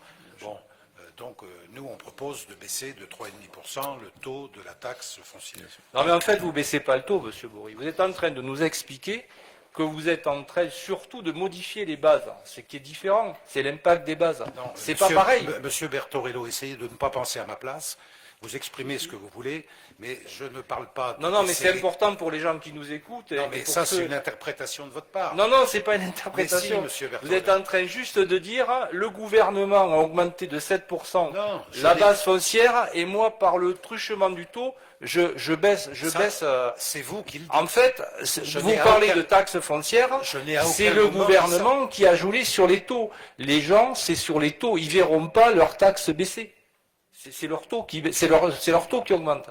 Il faut être clair. Il faut arrêter de raconter des choses qui ne sont pas vraies. Il n'y a aucune stratégie de baisser l'augmentation des bases. Les bases C'est ce que vous augmentent. faites en baissant le taux. Mais oui, mais ça, c'est votre interprétation. Mais Non, ce n'est c'est pas pas l'objectif. l'interprétation. L'objectif, c'est de baisser le taux communal et la part communale de notre commune. C'est votre position, vous allez sans doute l'écrire, voilà, on a bien compris. Moi, je vous propose de voter les taux pour 2023, donc qui vote contre, qui s'abstient, 4 abstentions, la majorité vote à l'unanimité, c'est adopté et je vous en remercie. Nous passons au point suivant. Limitation de l'exonération de 2 ans en faveur des constructions nouvelles à usage d'habitation. C'est une ancienne délibération que nous avions, mais qui est caduque, et on vous propose de reprendre cette délibération, compte tenu aussi que c'est une manne financière pour la ville, par rapport à toutes les constructions qui sont en cours. Pierre Bertorello, s'il vous plaît. Oui, simplement, il est proposé de limiter cette exonération à 40% de la base imposable pour l'ensemble des immeubles à usage d'habitation. Tout simplement, parce que jusqu'à présent, ils étaient exonérés pendant 2 ans. Enfin, ils payaient une légère quote-part. Voilà. Est-ce qu'il y a des remarques, mesdames et messieurs, des remarques ou pas de remarques? On le passe aux voix. Qui vote contre ou refus de vote? Qui s'abstient? C'est voté à l'unanimité, donc c'est adopté et je vous remercie. On passe au point suivant, Monsieur Sigu Arnaud, s'il te plaît, la mise à jour du catalogue tarifaire de la partie enfance et jeunesse. Alors, je vous passe les vues. Considérant la volonté de la municipalité de maintenir une répartition équitable du coût de revient d'un service entre les usagers et la mairie, considérant qu'un ajustement des tarifs pour la restauration scolaire est nécessaire pour maintenir l'équité de la répartition usagers-mairie, en effet, en raison de l'inflation et des obligations liées à la loi Egalim, le coût de revient par repas a connu une augmentation entre 2021 et 2022. La collectivité prend ainsi en charge 57,60 du coût de revient. Considérant que pour les autres services du pôle enfance et jeunesse, aucune évolution tarifaire ne semble nécessaire, dans la mesure où la répartition usagers-mairie permet de garantir une équité. Considérant que suite au changement de rythme scolaire, il est nécessaire d'instaurer une tarification dédiée pour permettre à l'ensemble des familles d'accéder à l'accueil du plan mercredi. Considérant la volonté de la municipalité de faciliter le travail des agents d'animation pendant les vacances scolaires, une tarification dédiée est proposée pour les enfants des agents présents sur l'accueil collectif de mineurs extrascolaires. Il est donc proposé au conseil municipal les modifications suivantes. Pour la restauration scolaire, donc vous avez la nouvelle grille qui part donc pour une tranche 1 à 2,17 € à une tranche 7 à 4,14 €. Avec cette nouvelle tarification, la part prise en charge par la mairie passerait à 60%. Ces nouveaux tarifs seront applicables à compter de la rentrée scolaire de septembre 2023. Donc on a augmenté notre part qui était à 57, on le fait passer à 60. Et pour le plan mercredi, donc une grille tarifaire a été créée et discutée. Elle est la suivante, étant précisé que le prix du repas, évidemment, n'est pas compris dans la prestation journée. Donc nous avons des tarifs de 2,60 € la matinée à 3,30 €. Pour l'après-midi seul, 3,40 € à 7,30 €. Et pour la journée, donc de 6 € à 10,60 €. Cette grille tarifaire sera applicable à compter évidemment de la rentrée scolaire de septembre 2023. En ce qui concerne l'ALSH, nous avons souhaité, donc, il est proposé à compter des prochaines vacances scolaires d'appliquer une réduction de 50% par rapport au prix applicable donc aux agents qui travaillent sur le centre de loisirs pendant les vacances scolaires. Bien, merci Arnaud. Monsieur Bourri. Oui, une demande précise. Il y a 3 points distincts pour le restaurant scolaire, pour le plan mercredi, pour la tarification dédiée à LSH. On souhaiterait qu'il y ait 3 délibérations distinctes puisque nos votes seront différents selon les points. Ça, c'est la première chose. Et la seconde chose, c'est simplement un problème de forme sur la tarification dédiée à LSH, applicable aux agents travaillant sur le centre de loisirs. Oui. Ne peut-on pas remplacer agents par les agents exerçant des fonctions d'animation? Parce qu'on l'a précisé en commission, je vois que mon collègue souffle, mais il n'a pas dû écouter en commission certainement ce qui a été dit. J'avais proposé effectivement qu'on cible sur des agents exerçant des missions d'animation. Agents travaillant sur le centre de loisirs, ça me paraît plus clair. Les agents travaillant sur le centre de loisirs, il y a des agents d'entretien, il y a des agents qui ont d'autres missions que d'animation. On avait précisé qu'il était intéressant pour les animateurs. Qu'on parle des animateurs, c'est bien ça, monsieur? Oui, mais là, on est aux agents travaillant sur le centre. Là, ouais. C'est oui, bon. C'est les animateurs. Et pas qu'animateurs, il y a les directrices aussi. Oui, voilà. Donc, c'est les agents travaillant sur le centre de loisirs. Oui. Et la notion d'animation permet... Parce que là, on peut avoir quelqu'un qui dit « Moi, je suis agent, je travaille dans le centre de loisirs. Et je suis pas du tout dans l'animation. » Et la problématique des enfants de ces agents... On va rajouter, oui. Mais dans l'esprit, ce sont des petits salaires, voilà. Et il y a des horaires décalés, un truc tout à fait judicieux, la proposition faite par la commission. On y est tout à fait favorable. Mais c'était par rapport à la sécurité en mettant cela. Bon, c'est une proposition, maintenant, vous en faites ce que vous voulez. Non, mais c'est ce qu'on avait précisé, mais c'était aux agents travaillant, voilà, pour nous, c'était de fait lié à l'animation. Sinon, je ne vois pas ce qu'il faut. On rajoutera le terme animateur, voilà, comme ça rassurera tout le monde. Simplement, sur la délibération en 3, c'est pas possible. On vous a fait un projet de proposition de délibération. Autrement, il faudrait l'annuler et le reporter dans 2 mois. Parce qu'on a fait un projet de délibération qui est la 23. Oui, mais il n'est pas bon le projet pour nous, donc on mais vous allez vous abstenir, monsieur. C'est tout. Hein. Ouais. En plus, on augmente la participation de la ville à 60%. Je veux dire, c'est un geste encore que vous allez saluer, je suppose, en votant cette délibération. Mais... Bon, écoutez, je la passe aux voix. Qui vote contre ou qui s'abstient? On refuse de voter la délibération. Vous faites un refus de vote, voilà. Vous ne voulez pas bouger d'un iota. Je ne vais pas bouger, on vous propose une délibération 23. C'est pas bouger, si. Vous ne voulez pas après, il faudrait l'annuler et la reproposer dans 1 mois et demi ou 2 mois au prochain conseil. Voilà, ça met en mal le catalogue. On a un catalogue. Je vous signale, je pourrais reprendre. Nous avons eu déjà à discuter de cette situation sur un vote, c'était aussi par rapport à des aspects budgétaires, je ne sais pas si c'était l'année dernière ou l'année d'avant, où en direct, on a accepté, vous avez accepté qu'il y ait des votes séparés. Donc peut-être qu'en 2023, la saison n'est plus bonne et qu'on ne peut plus... Écoutez, moi maintenant, vous me démontrerez par A plus B que si sur le plan administratif, c'est un problème. Je pense qu'il y a un doute juridique, il y a 2 ans, du contrôle de légalité. Mais pourquoi y en aurait-il un? Il va falloir vérifier les positionnements administratifs que vous prenez, parce que de mon côté, je ne vais pas tarder à les vérifier de manière juridique. Hein. Mais il n'y a pas de souci, monsieur. Mais il n'y aura pas de souci. Mais là, par rapport à ça, je ne vois pas pourquoi on n'a pas la possibilité de scinder en 3 ce qu'on a pu faire il y a 2 ans ou 3 ans par rapport à des tarifs. C'était, je pense, sur le même sujet. Je maintiens ma proposition. Voilà. Je souhaiterais voter Et une c'est seule délibération, sachant que le contenu, à mon sens. Oui, c'est pas grave, on fait comme on peut. Voilà. Très bien, monsieur Bourri. Allez, on passe au vote.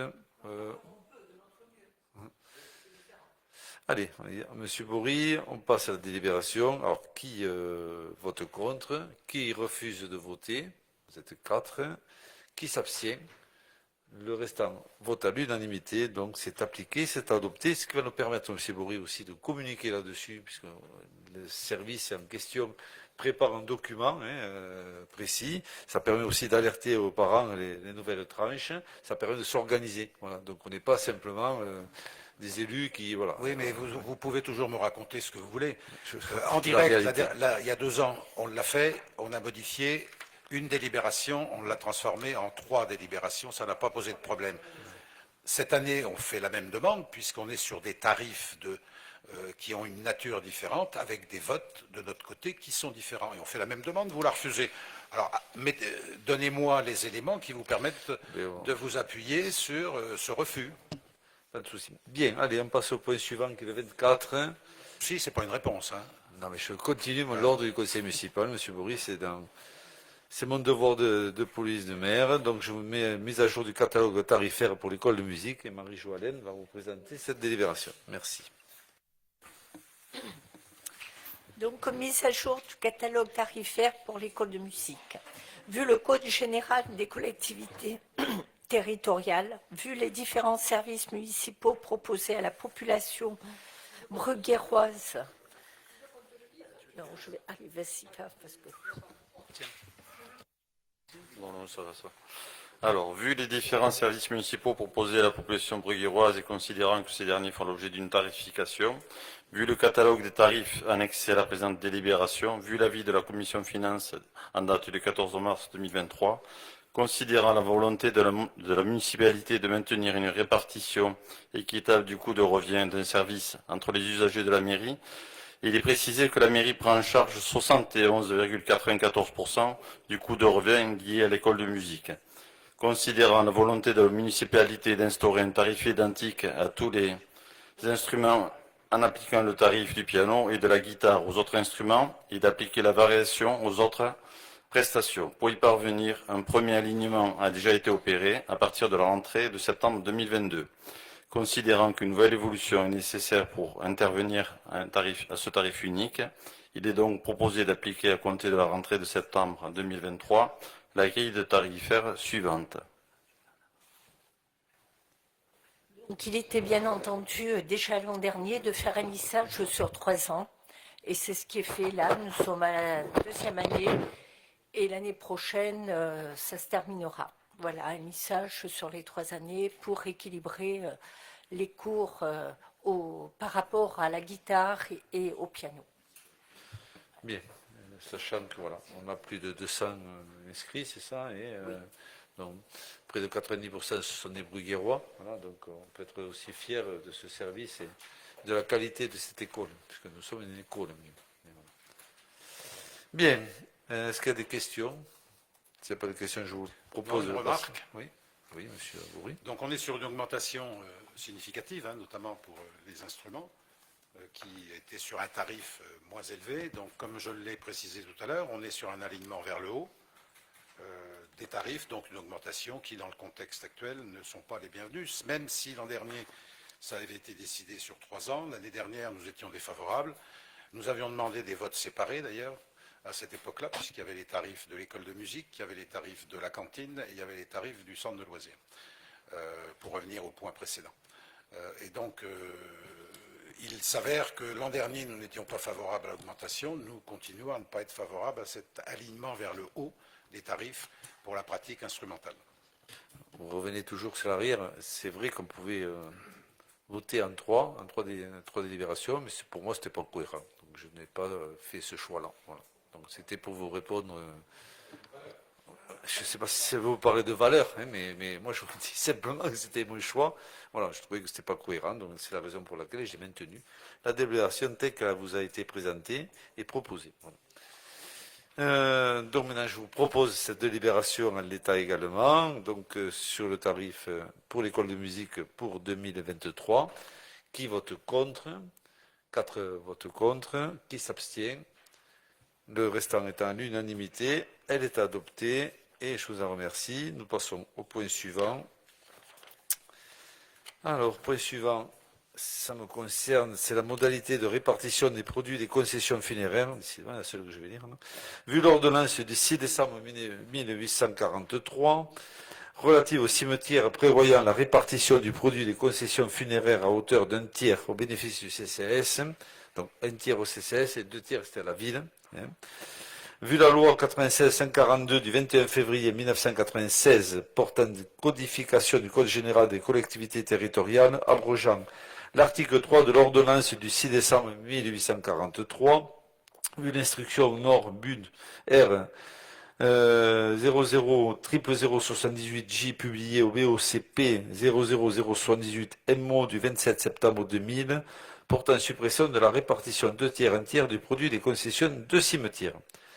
Considérant que la commune peut décider librement des modalités de répartition de cette recette et des cantons qui y afférents, considérant que le CCS dispose de son budget propre et le versement d'une partie de recette n'est plus justifié dans la mesure où la commune verse une subvention d'équilibre, ce qui est le cas aux alentours de 50 000 euros, considérant que la charge financière du cimetière pèse uniquement sur le budget de la commune, considérant le montant peu significatif des recettes au profit du CCS et la nécessité de simplifier la gestion comptable, conformément à la demande de la trésorerie de Balma.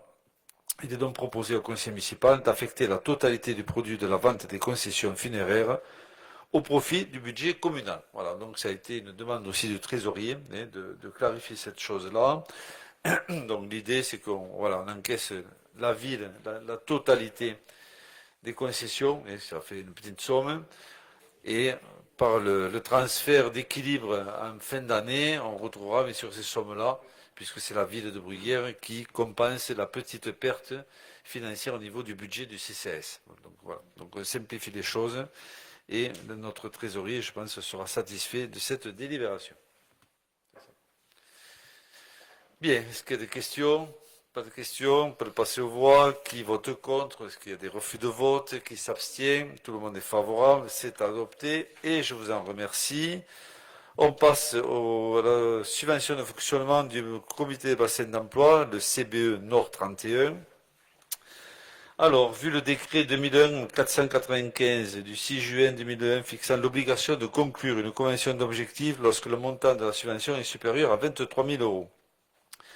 Vu le projet de convention entre la commune et le CBE Nord, tel qu'annexé à la présente délibération, le CBE de la Haute-Garonne est une structure à vocation intercommunale et fédératrice en faveur des demandeurs d'emploi et des entreprises résidant dans les communes adhérentes à l'association et à capacité de passer toute convention avec des organismes pour faciliter l'insertion par l'emploi, notamment la métropole, je crois, a conventionné avec le CBE.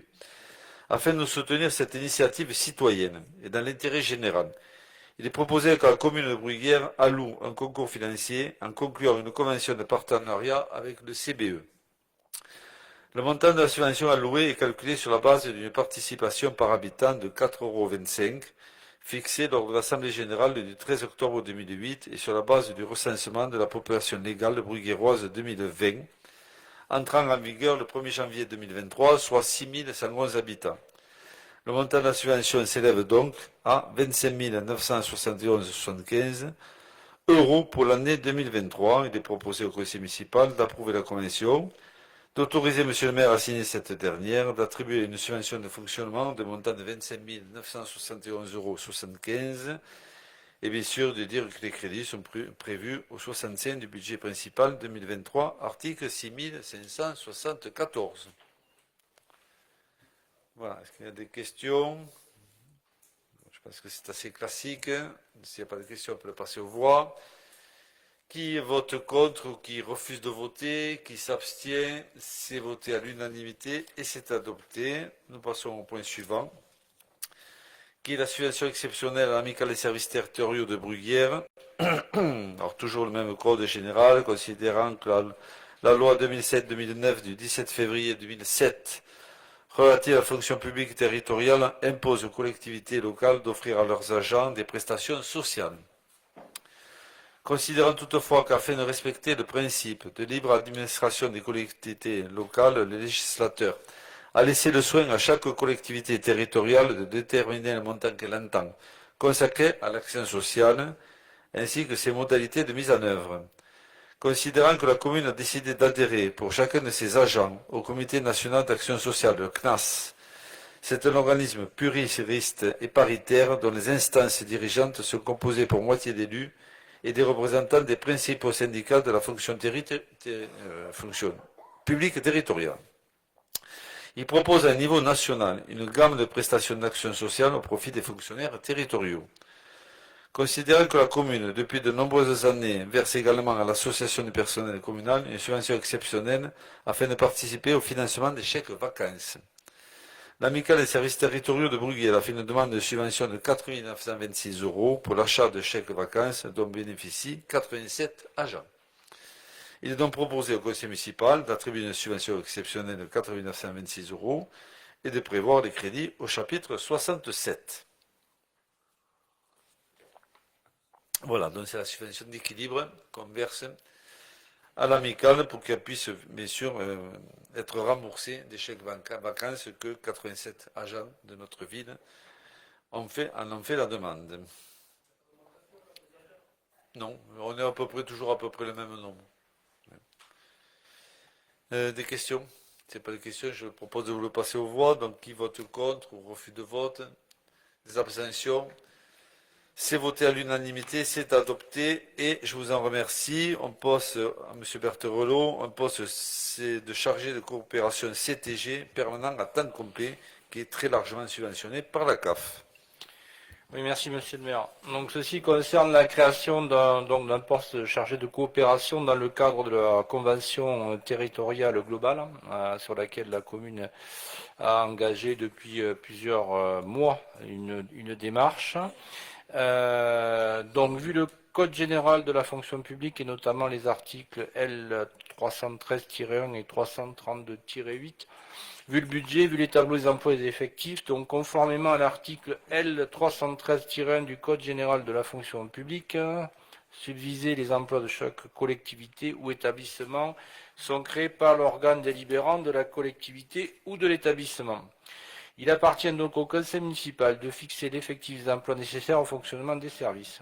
Donc, considérant que le nouveau dispositif de contractualisation de la convention territoriale globale, CTG, mise en place par la CAF, qui vise à l'élaboration d'un projet de territoire en s'intéressant à des thématiques larges et transversales telles que la petite enfance, l'enfance et jeunesse, la parentalité, le handicap, l'accès aux droits, l'animation de la vie sociale. Donc, considérant que ce nouveau dispositif entraîne la création au sein des communes ou intercommunalités d'un nouveau poste chargé de coopération, il doit permettre d'élaborer puis d'assurer le suivi des fiches actions contenues dans la CTG. Donc, considérant l'engagement de la commune dans ce nouveau dispositif, à partir de 2023, et l'obligation de couvrir des missions contenues dans le poste de chargé de coopération. Il est donc proposé à l'Assemblée délibérante de créer un poste permanent et à temps complet de chargé de coopération. Cet emploi pourrait être pourvu par un fonctionnaire de catégorie A ou B dans les filières et grades mentionnés ci-dessous. Donc, comme à l'habitude, on a élargi en fait le champ de manière à avoir le plus d'offres possible dans ce domaine-là. Donc, ça concerne la filière administrative, la filière animation et la filière médico-sociale. Donc l'emploi pourra par ailleurs être occupé par un agent contractuel recruté à durée déterminée ou pour une durée maximale d'1 an en cas de recherche infructueuse de candidats statutaires au vu de l'application de l'article L332-14 du Code général de la fonction publique. Sa durée pourra être prolongée dans la limite d'une durée de 2 ans lorsque, au terme de la durée fixée au deuxième alinéa de l'article L332-14 du Code général de la fonction publique, la procédure de recrutement pour pourvoir l'emploi par un fonctionnaire n'a pu aboutir. Donc par dérogation, l'emploi pourra être pourvu par un agent contractuel sur le fondement de l'article L332-8 du Code général de la fonction publique. Donc le traitement sera calculé par référence à l'échelon et au grade. Donc toutes les possibilités sont envisagées, en tout cas pour pouvoir disposer d'une personne compétente dans ce domaine qui va au-delà de l'enfance et la jeunesse, hein, qui couvre en fait tout l'aspect social. Je rajouterai, c'est pas dans la libération, on crée un poste, mais par ailleurs, ça vient se substituer en fait un poste de substituer en nombre, hein, un poste de coordinateur qui disparaît dans la nouvelle organisation de l'enfance et la jeunesse. Voilà. Donc au-delà du fait qu'il sera subventionné dans le cadre de la CTG, il y aura aussi un équilibre. En fait, il n'y a pas de poste supplémentaire sur l'ensemble des effectifs. Voilà. Bien, merci. Monsieur Com. Dans le cadre de la CTG, là, normalement, il a été prévu la réunion. Vous l'avez fixé, la réunion publique, là, ou non? Non, pas encore. Pas à ma connaissance. Ok. Elle était fixée, puis on avait reculé, on l'a pas annulé, mais tout au moins, on avait décidé de la reporter. Quand on fixera la date. Ouais. Voilà. Quand on sera prêt. Voilà. Vous avez annoncé déjà en mars ou avril, donc c'est pour ça que je voulais savoir si éventuellement, voilà, et c'est pour ça. Ça ne sera pas le 1er avril, peut-être? Non, pas le 1er avril, non, on finit de travailler, c'est long, et on finit de travailler. Le but de faire une réunion publique, c'est quand même d'informer. Et là, aujourd'hui, les services travaillent sur les fiches actions. Ouais. Voilà, il y a pas mal de travail encore, hein, parce que ça a été assez long, effectivement, de tout sortir et de tout compiler. Donc, on travaille encore dessus. Enfin, les agents travaillent dessus, on travaille dessus.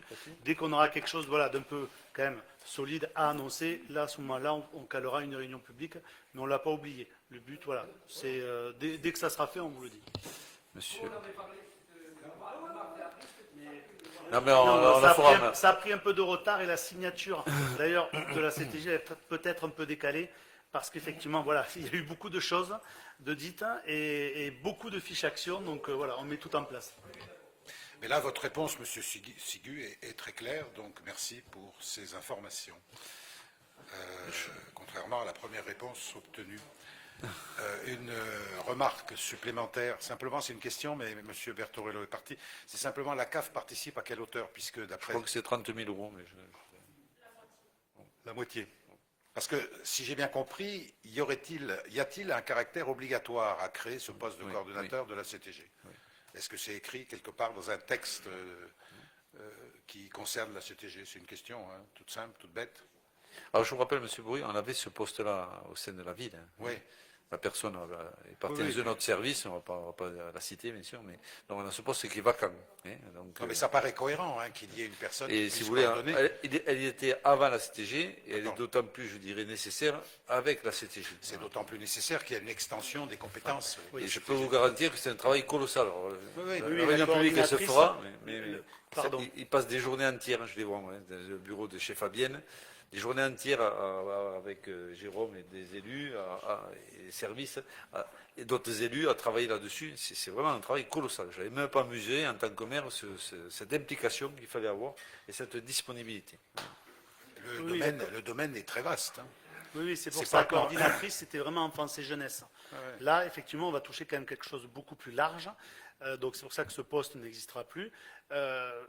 Effectivement, le poste n'est pas une obligation, mais il faut bien, il y a des missions qui vont être obligatoires, qui vont s'inscrire dans le cadre de la CTG. Donc, pour pouvoir les suivre et qu'effectivement qu'elles aillent au bout, il faut effectivement changer ce poste-là qu'on transforme en coordinateur CTG. Ma question première avait un sens dans le fait que c'est un dispositif, la CTG, qui a été décidé nationalement.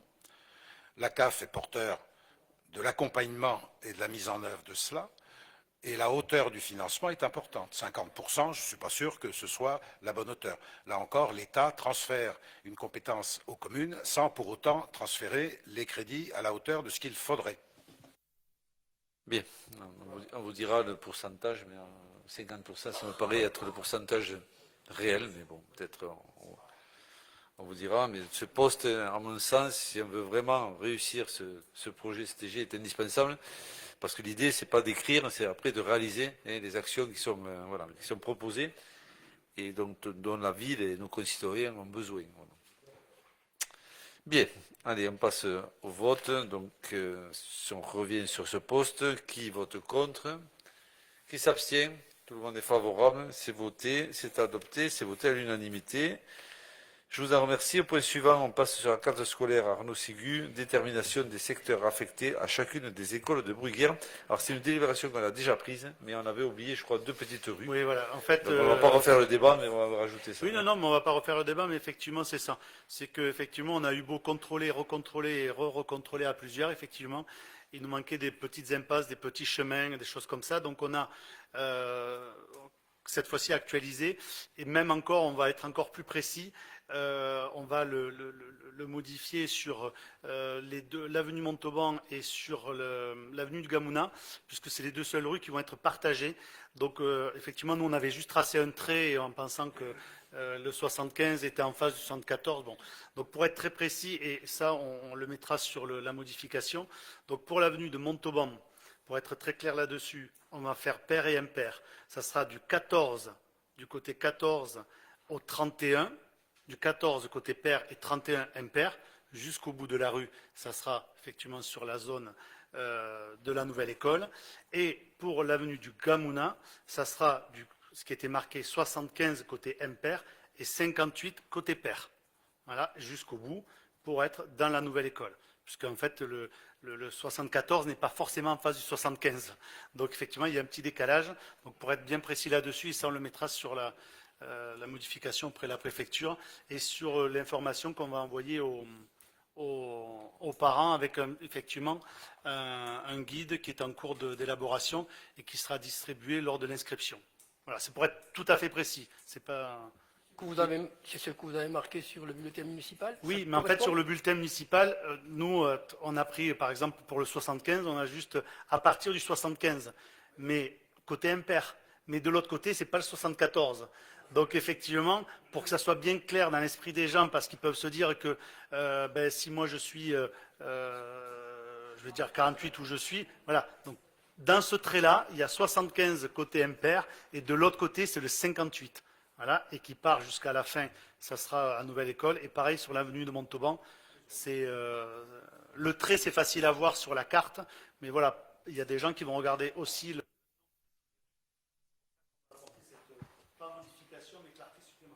C'est bien de rajuster, d'être le plus précis possible. Elisa Jouffreau. Oui. Je voulais savoir, est-ce qu'il sera possible de faire une dérogation à ce jour, non. Je savais qu'avant le début de la question, j'attendais la question, mais non. Les dérogations, à ce jour, pour beaucoup plus de... voilà, c'est la première fois qu'on le met en place. Et voilà, on verra, mais à aujourd'hui, on ne peut pas le faire. Sinon, là, et puis, quels critères? On a beau réfléchir, etc., ça paraît compliqué. Donc aujourd'hui, non, aujourd'hui, voilà, vous habitez dans tel secteur, vous allez à la nouvelle école, vous habitez dans l'autre, vous êtes dans l'ancien, enfin dans l'actuel. Et ça a été précisé sur le billet d'ailleurs. Ouais, c'est une volonté comme on le fait pour la crèche.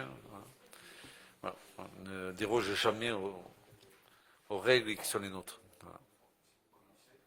Voilà, c'est sûr, hein, depuis des années, depuis 30 ans, tout le monde a des bonnes raisons, c'est sûr. Hein. Connu ça. Des grands-parents, des voisins, des nourrices, donc voilà, on essaye de faire simple et de laisser gérer les directeurs ou directrices. Après ça n'empêche pas de revoir le découpage. Non, je ne gère pas du tout la crèche. Je supervise. Après, ça n'empêche pas de revoir le découpage en fonction des nouvelles constructions. Ça, c'est autre chose. Mais de toute façon, voilà, elle est votée pour une année, puisqu'après, effectivement, avec les constructions qui vont avoir lieu sur Bruguière, effectivement, on pourra réadapter, effectivement, la carte scolaire, elle va évoluer forcément. Une simple petite remarque dans l'intitulé de la délibération. Vous notez carte scolaire. Alors, c'est lié au métier que j'ai exercé pendant pas mal d'années. La carte scolaire, elle est réservée à la gestion des postes d'enseignants, la notion de carte scolaire. Là, c'est une notion de périmètre scolaire. Donc, simplement, c'est une proposition que je fais. Vous en faites ce que vous voulez. Oui, mais c'est l'éducation. Enfin, vous l'avez dit l'autre jour, mais c'est même en parlant avec l'éducation nationale. Donc, Il nous parle de carte scolaire, donc nous on remet effectivement carte scolaire. Ça parle aux gens en plus, même si c'est pour les enseignants, je vous entends. Si le représentant d'éducation nationale utilise ce terme, il fait une erreur. Soit. Mais c'est vrai que même pour le public, carte scolaire, c'est vrai que ça parle plus. Bien. Le sens, c'est vrai que la carte, c'est géographique. La gestion des postes, c'est pas géographique. Or, c'est géographique, mais bon, c'est simplement pour qu'on sache de quoi on parle. Bien, allez, on passe au vote. Qui vote contre ou des refus de vote? Qui s'abstient? C'est voté à l'unanimité, c'est adopté, je vous en remercie. Ensuite, on va faire un petit peu de SDEG. Je pense savoir, Philippe Coste, effacement des réseaux basse tension. France Télécom situé rue de la Briqueterie. C'est pour ces travaux près des écoles. On a rajouté ces travaux parce qu'on a considéré que c'est le bon moment pour les faire. Autrement, on allait attendre un certain nombre d'années. C'est ça, Philippe? T'as tout dit. Alors, effacement du réseau basse tension éclairage public France Télécom situé rue de la Briqueterie. Vu la demande de la commune en date du 3 septembre 2021 concernant l'effacement du réseau basse tension éclairage public France Télécom rue de la Briqueterie, le SDEG a réalisé l'avant-projet sommaire de l'opération. Il comprend, au niveau de la basse tension, la création d'un réseau basse tension souterrain en câble de 240 mm² plus 95 mm² d'environ 120 mètres linéaires. La reprise des branchements aériens et aérosouterrains, y compris la fourniture et la pose des coffrets de branchement en limite de propriété. Fourniture et pose de coffrets réseau en domaine privé sous réserve d'obtention des conventions auprès des propriétaires, la dépose des câbles aériens et la dépose des évacuations des poteaux béton avec ou sans le massif suivant les contraintes techniques. L'éclairage public, la dépose de 3 luminaires vétustes, la création d'un réseau d'éclairage public en câble U1000 R02V d'environ 120 mètres de long, issu du poste P10 de Canet, fourniture et pose de 4 ensembles d'éclairage public, composés chacun d'un mât en acier galvanisé thermolaqué de 5 mètres de hauteur, supportant un luminaire LED de 25 watts de puissance avec bipuissance pour un abaissement de 50% entre 23h et 5h du matin. Pour France Télécom, l'étude génie civil du réseau Orange, dépose d'environ 150 mètres de réseau télécom, ouverture d'une tranchée commune avec la basse tension et l'éclairage public avec évacuation des blés, pose de fourreaux et chambres de tirage, remblai, réfection des surfaces. Compte tenu des règlements applicables au SDEC, la part restant à la charge de la commune est estimée à 18 787 €, cette dernière se décomposant de la manière suivante. Alors pour la partie électricité, la TVA récupérée par le SDEC, donc elle était de 8 140 €, la part du SDEC 32 560 €, la part restant à la charge de la commune, une estimation à 10 226 €, ce qui fait un total de 50 926 €. Pour la partie éclairage, la TVA récupérée par le SDEC donc de 3 032 €, la part du SDEC de 7 700 €, la part restant à la charge de la commune de 8 561 €, donc pour un total de 19 293 €. Pour l'effacement du réseau de télécommunications, la part restant à la charge de la commune est de 7 563 €. Une convention sera signée entre la mairie, le SDEC et Orange. Voilà, donc ces travaux concernent l'effacement de réseau, donc entre le nouveau rond-point qu'il y a au niveau de la nouvelle école, jusqu'à l'embranchement du chemin de l'Aubit, du chemin du Canet. C'est le chemin qui descend donc de Saint-Sauveur.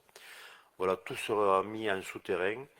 Les travaux démarreront le 24 avril pour une livraison en principe, si tout va bien, fin juin. Je préviens de suite l'Assemblée comme quoi pendant 5 semaines il y aura une fermeture donc pour travaux, 3 semaines fermeture complète où rien ne passera, et pendant les 2 semaines suivantes on fermera l'accès de 8h30 le matin jusqu'à 16h30 ou 17h. Mais pendant 3 semaines, ce sera complètement fermé. Nous avons pris contact avec les riverains pour leur dire de prendre leurs dispositions. Ils auront certainement des difficultés pour rentrer parce qu'on a un gros pluvial à mettre en place et il va falloir trouver pratiquement toute la rue pour mettre ce pluvial en place. Donc, Philippe, vous avez anticipé Éco-Émerveille et la libération, tout ça? Ah non, nous on n'a pas du tout parlé de tout ça. Éco-Émerveille, c'est au mois de mai. Ah oui. Donc nous on commence 24. Peut-être mettre en phase avec ceux qui sont en charge de ce secteur. Pas du tout. 24 avril, nous on démarre. Et ce sera fermé jusqu'au au moins 10-15 mai complètement. Parce que vous avez un plan de circulation qui a été fait par la PM. Voilà. C'est vrai que nous... Peut-être vous mettre en phase. On n'a pas du tout pensé à cela. Je vous invite à réfléchir au décalage quand même, parce que là, ça va être compliqué. Quand tu parles des riverains, parce que moi, là, à ce jour, j'ai rien reçu. Hein. Nous, on n'a pas, les riverains, nous, qui sont concernés au niveau de la fermeture. C'est-à-dire, toi, tu n'es pas concerné. Ce sont ceux qui sont concernés par les travaux. C'est-à-dire, il y a la ferme, je ne sais plus comment il s'appelle, Coulon, il y a les deux nouvelles maisons, et puis... Ce sont ceux qui sont dans la zone... Qui sont dans la zone de travaux. Oui. Mais après, moi, je vois aussi le fait que, par exemple, si je vais à la Saint-Sauveur ou à Saint-Jory, je ne peux pas y aller là. Il te faudra passer soit par Bruguière, soit par... Oui, mais enfin, c'est des travaux qu'il faut faire, c'est des travaux qui sont importants, voilà. Pour le moment, on a fait une réunion publique avec les riverains concernés par la zone de travaux. Après, les autres riverains seront avertis, il y aura un courrier dans la boîte aux lettres. On a prévenu la mairie de Saint-Sauveur. Nous avons prévenu toutes les entreprises qui sont au fond du chemin de l'Obit. Voilà, que l'accès sera complètement fermé, au moins pendant 3 semaines. Et c'est vrai que on n'avait pas du tout pensé à Éco. On avait Éco-Émerveille. Ça risque, voilà. Le tout, c'est de... J'insiste quand même sur le fait, Monsieur Coste, qu'il va falloir penser à décaler les travaux. Hein, parce que là, ça va poser un problème. Hein. Enfin, là, c'est assez incohérent notre organisation. Bon, on est désolé, mais je pense que sérieusement, avec 20 000 personnes qui arrivent sur le site, on ne peut pas se permettre de faire ça. C'est pas possible. Hein. Ah ouais, non, c'est pas possible. Ça va décaler les travaux de voirie aussi. Ah ouais, mais bon, je sais pas. Hein, mais...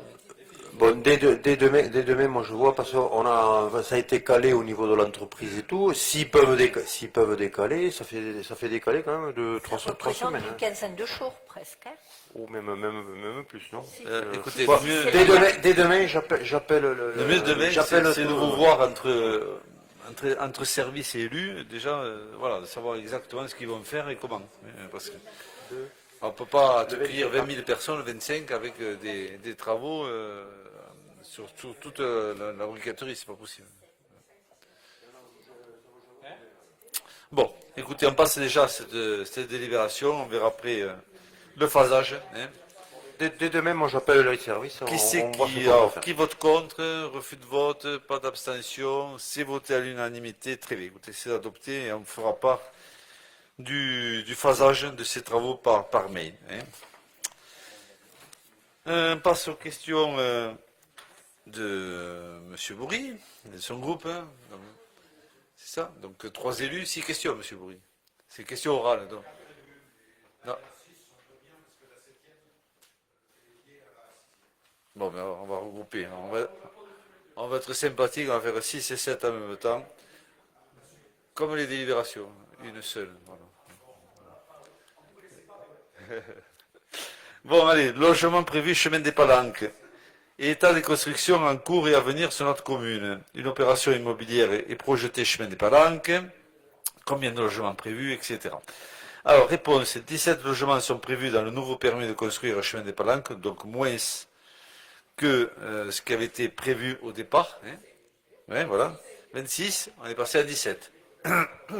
Voilà, donc nous on fait acte, et on prend acte de nouveaux projets, hein, on ne fait que ça d'ailleurs. Ensuite, un état récapitulatif des constructions en cours et à venir, nous avons 211 logements en cours de construction, 211 logements en cours de construction, dont 75 de sociaux. Alors là, je vous prends des logements dont on est sûr et certain qui vont se faire, qui sont en cours, hein, qui ont commencé. Je vous ferai part au fur et à mesure de ceux qui seront aussi lancés, puisque sur des autres projets, nous avons des recours. D'autres projets, il y a parfois le promoteur qui est maintenant réticent, hein, pour ne pas citer à la briqueterie. Donc, ce n'est pas la peine de vous faire un état, donc vous allez vous en servir si derrière, on n'est pas certain de faire ces projets. Donc, à ce jour, lancé, en cours de surveillance, 211, dont 75 sociaux. Des recours étaient formés devant le TA, sur Toulouse, sur d'autres projets, donc je ne peux pas vous donner d'autres chiffres à ce jour. Monsieur Combe. Pardon, dans la côte là, j'ai vu qu'il avait été, on a commencé à tracer éventuellement. Est-ce qu'il est prévu quelque chose chez Galtier? Oui, mais c'est un projet pour l'instant qui est en cours, mais qui n'est pas acté. Voilà, parce que là on n'est pas, on sait combien de logements éventuellement? Non. Je vous ferai part du nombre de logements lorsque le permis sera purgé et lorsqu'on saura exactement qu'il n'y ait pas de recours sur cette opération. Voilà. D'accord. Regardez au Palac de 25, 26, on est passé à 17. Alors, je ne vais pas vous donner les chiffres qui sont parfois revus à la baisse. Chez Lafont, c'était 34 au départ ou 35.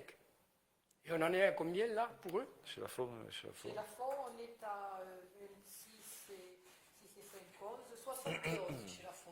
Ah oui, d'accord. Voilà. Mais c'était pas 30 au départ, chez Lafont. Non.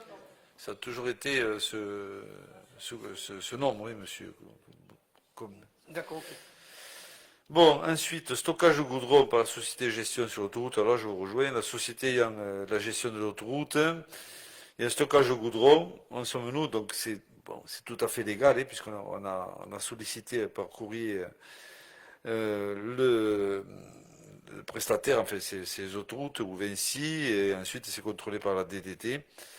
Simplement, on va refaire un courrier pour leur demander de cacher cette misère et à l'entrée de ville, sachant qu'on va y faire des travaux métropolitains à hauteur de plus de 3 millions d'euros de pistes cyclables. Je ne vous cache pas que j'y passe à longueur de journée et je trouve que c'est vraiment pas très joli, ni en sortant ni en arrivant de Bruguière, de voir ce monticule. Si je me souviens bien, ce qu'avait dit Philippe Coste au départ, c'est en 2019, c'était pour 3 mois ou 6 mois. Oui. Et là, on en est. Après, c'est pas illégal. On va quand même les solliciter pour leur dire de faire un effort environnemental dans cet axe. Ça a été fait un peu plus loin, sur la parcelle de la métropole. Je ne sais pas si vous avez vu, ils ont décaissé, ils ont planté des arbres. Et en faisant quelque chose de propre, ils ont décaissé pour que les arbres puissent prendre racine.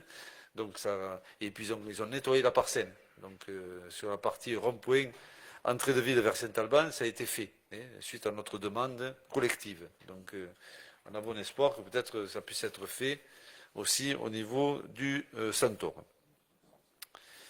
Donc ça c'est bon. La réserve foncière communale, nous sollicitons pour savoir les biens communaux de réserve foncière, ceux du CCS. Alors sur le CCS, je vous en parlerai au niveau du CCS, M. Bourri, sur le prochain CCS, pas demain, mais le prochain que nous ferons courant du mois de mai. Vous ne voulez pas en faire part aux conseillers municipaux? Je vous ferai part au CCS et après on fera une copie aux conseillers Voilà, c'est ça. municipaux. On ait l'info, ce serait pas mal. Il n'y a pas de souci. D'abord, peut-être aux membres du CCS qu'ils aient la primeur de votre demande. Voilà. Sur les références parcellaires, écoutez, ce que je vous propose, il y en a 5. Je vais vous faire passer par mail, c'est les parcelles. Le Coustou, c'est le motocross, le bois communal, l'Exeraco, la rue de l'église, le chemin des Courdades. On vous fera copie, je dirais, du petit tableau que j'ai sous les yeux. Visite des services des locaux communaux, bien sûr, on peut l'imaginer. On devait le faire avant la Covid, on n'a pas pu le faire, donc pour tous ceux qui le souhaitent, en prenant des rendez-vous et en ciblant bien les sites, ceux que vous souhaitez visiter, Mais il n'y a pas de souci là-dessus. On peut le faire en dehors de la journée patrimoine que nous espérons avoir en septembre. Monsieur Ponce qui travaille sur le sujet. Mais pour les élus, bien sûr, vous aurez la priorité. Camille ou à Loïc. À Camille, bon. Camille Tourlan, voilà. Vous avez l'habitude de communiquer, sauf pour le procès verbal, mais voilà. J'ai mal compris. Non, mais je pense au positionnement, c'est qu'il est le 5. Rendre compte du dernier conseil métropolitain. Alors oui, en tant que seul titulaire du conseil métropolitain, oui, c'est la loi. J'ai quand même une suppléante. Nous vous remercions par avance de bien vouloir rendre compte des délibérations essentielles débattues et votées lors du dernier conseil. Écoutez, je peux vous parler que de la mienne qui a été les vestiaires du stadium, qui a été adoptée. Tous les autres, il y a, je sais plus, 200 délibérations, elles sont sur le site de la métropole, puisque tous les débats sont enregistrés du début jusqu'à la fin. Enregistré, on a eu la chance de vous voir intervenir pour la première fois Ah bon, écoutez. sur la présidence du conseil du bassin du syndicat de l'ERS. D'accord, et je présidais cet après-midi aussi, avec Arsac, je suis le président d'une convention, d'une réunion sur les projets, sur Sesquière et sur la base de loisirs, sur ça s'appelle la projet. Donc voilà, j'étais au Capitole toute l'après-midi. Vous avez aussi voté tous les budgets que j'ai vus passer présentés par le conseil métropolitain. J'espère que vous n'avez pas voté les augmentations qu'on va recevoir plus tard. J'espère bien. Écoutez, je vote comme je pense bien le faire. Voilà. Donc, vous avez qu'à me surveiller. Voilà, je me sens surveillé. J'ai un bureau jeudi, un conseil bientôt. Voilà. Il n'y a pas de souci là-dessus. Ouais. Si on pose cette question, c'est parce que ça nous paraît important que le conseil municipal soit informé de ce qui se passe au conseil métropolitain, au-delà de la vision qu'on peut en avoir sur Facebook ou sur le site du conseil métropolitain. Tout le monde n'a pas nécessairement une journée entière à consacrer à écouter ça. Il y en a qui travaillent, il y en a même qui sont en retraite mais qui font d'autres choses. Et donc à partir de là, c'est intéressant quand même qu'il y ait cette démarche de rendre compte des points essentiels. Bien sûr, les dizaines et dizaines de délibérations, c'est un petit peu comme celle qu'on prend ici. Il y en a certaines qui sont plus importantes que d'autres. Et quand même, on a peut-être un autre avantage avec le Conseil métropolitain, c'est que le procès verbal est pris à la minute et au moins on ne rate rien de ce que les gens disent. Peut-être faudrait-il s'en inspirer, Monsieur Plantade. Oui, mais simplement, je suis désolé, mais au Conseil métropolitain, il y a peut-être 20 ou 30 personnes qui travaillent pour la métropole. Ici, on a une ou deux personnes. Mais par contre, M. Bory, je vous inviterai au mois de décembre à venir. Le conseil métropolitain est à Bruguière. Je me ferai plaisir de vous accueillir et de vous payer un café avant mon discours de... Vous m'invitez simplement moi, alors. Oh, je ne sais pas, vous êtes le chef de file. Ah, le chef, d'accord. On a une vision hiérarchique des choses quand même importante. Voilà. Mais, Donc, ouais. vous êtes perdu, c'est pas grave. Allez, aire d'accueil des gens du voyage. Monsieur le maire, vous avez fait part lors de précédents conseils municipaux que la réalisation d'une aire d'accueil des gens du voyage était possible sur le terrain du CCS. Qu'en est-il à ce jour? Donc nous avons identifié un lieu sur le terrain du CCS, chemin de Bordeneuve, qui doit être encore validé par Toulouse Métropole, compétence métropolitaine. Le schéma départemental nous demande une aire de 7 places. Il doit d'abord faire l'objet d'un fléchage dans le futur PLUH de Toulouse Métropole. Ce terrain sera cédé à Toulouse Métropole qui en assurera la gestion et l'entretien, dont c'est la compétence. Nous avions, je crois, à l'entrée de notre ville à la métropole, une CLEC, où nous avions, je crois, versé 1 000 € déjà pour anticiper la gestion d'une aire de constante, comme à Castelginès, puisque après c'est sous-traité voilà, pour la gestion permanente de ces aires. À ce sujet, nous avons d'ores et déjà cédé 1 000 € à Toulouse Métropole, c'est ce que je viens de dire, à la CLEC. Vous l'avez dit, pardon. Ouais, moi je l'ai dit juste avant. Ouais. Donc cette caravane, pour l'instant, 7 places. Après, bon, il faut que le CCS donne ou vende à la ville ce morceau de terrain de 1500 mètres carrés sur les 4 ou 5 ou 6 hectares que nous avons au CCS. Voilà, donc il faut que l'agent d'agriculture accepte, il faut qu'aussi qu'on puisse voir comment on va défrayer la personne qui laboure. Je crois que c'est M. Varia, de tête, voilà, donc il y a un petit défraiement et un bail. Voilà. Mais tout se met en place. Au départ, il y a quelques années, on avait imaginé de mutualiser avec Saint-Jury. ça n'a pas pu se faire pour des raisons. Le propriétaire n'a pas voulu vendre le terrain, donc on se doit, nous, de faire une petite terre voilà, qu'on a trouvée là-bas et qui nous semble relativement bien placée. Pas trop. Oui, bien sûr, on le regrette. Voilà, c'est comme ça, et on a essayé de mutualiser, on n'y est pas arrivé, mais on fait la démarche au niveau de la ville. Et sur la gestion des aires des gens du voyage au sein de la métropole, c'est un sujet qui est en cours. Oui.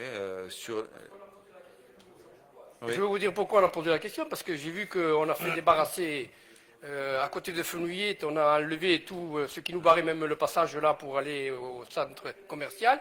Donc ce qui veut dire que je comprends bien, ils vont chercher des places ailleurs, donc ce qui veut dire que la métropole n'a pas réglé encore le problème sur les gens du voyage, et c'est quand même à quelque part, voilà. Alors je vous rappelle que tous les ans, c'est tourlant, c'est des aires tournantes. Le problème c'est qu'ils n'y vont pas forcément, mais il y en a une sur Toulouse d'office, et il y en a une en banlieue. Blagnac s'est porté candidat pour en avoir une chez lui, et des raisons de PLUH ne le permettent pas. Alors, je ne sais pas pourquoi, c'est dommage, parce que pour une fois qu'une ville s'est portée candidat pour accueillir une aire de grand passage, alors c'est 2 ou 3 fois par an, c'est pas pour loger ceux de l'Espinasse ou ceux qui sont chez Spanghero, enfin ils sont partis de chez lui là, ou ailleurs, c'est des aires de passage comme à Sérignan ou autre, où ils partent, ils ont un parcours à eux, c'est 2 ou 3 fois par an, donc ça n'a rien à voir. La seule chose dont je peux vous dire, c'est que le jour où on sera en règle, le préfet sera aussi plus rapide et plus attentif à faire en sorte de régler ce problème-là. Pour l'instant, Bruguière n'est pas en règle, il faut dire les choses, et bien d'autres villes, donc on est un peu en porte-à-faux par rapport aux services préfectoraux. Voilà, donc on va essayer de régler ce problème avant la fin de la mandature. Voilà, nous avons, je pense, terminé l'ordre du jour, les questions diverses dans sa totalité. Oui, monsieur. Ce que je donnerai, c'est que sur le PADD, j'ai vu l'intervention de M. Noves à Balma, qui m'a paru très intéressante, parce qu'il n'a pas été tout à fait d'accord, lui, et il est contre le PADD présenté à la métropole, parce que effectivement, les chiffres annoncés ne correspondent pas à ce qu'il va falloir créer sur certaines communes. Donc effectivement, quand j'ai annoncé qu'on serait obligé de construire sur 4 et 5 étages éventuellement, on ne va pas être loin de cela aujourd'hui. Et il n'y a qu'à voir à Borde-Rouge, là où on va faire 7000 logements à Borde-Rouge, ce qui veut dire que là aussi, on est en train de centraliser complètement un village complet là, sur Borde-Rouge.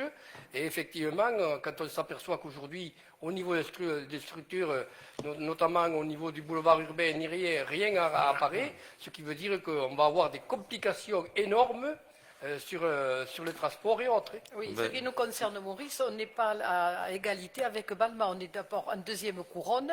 Et comme je t'ai expliqué l'autre jour, nous maintenons ce que nous avons toujours maintenu aujourd'hui, c'est 7 mètres et 9 mètres. C'est R+1. On ne va pas plus haut, tu le comprends. Donc ça, on ne le touche pas. Monsieur le maire n'a pas souhaité que ce soit touché et ça ne sera pas touché. Donc on ne peut pas se comparer à Balma. Le seul point noir pour nous, c'est le transport, ce dont je vous ai parlé l'autre jour.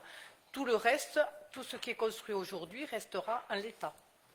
Après, voilà. Monsieur Combe, on a des réserves, on a des discussions à mener. Je crois qu'il y a une réunion demain matin sur le PLUH, oui, tout commission.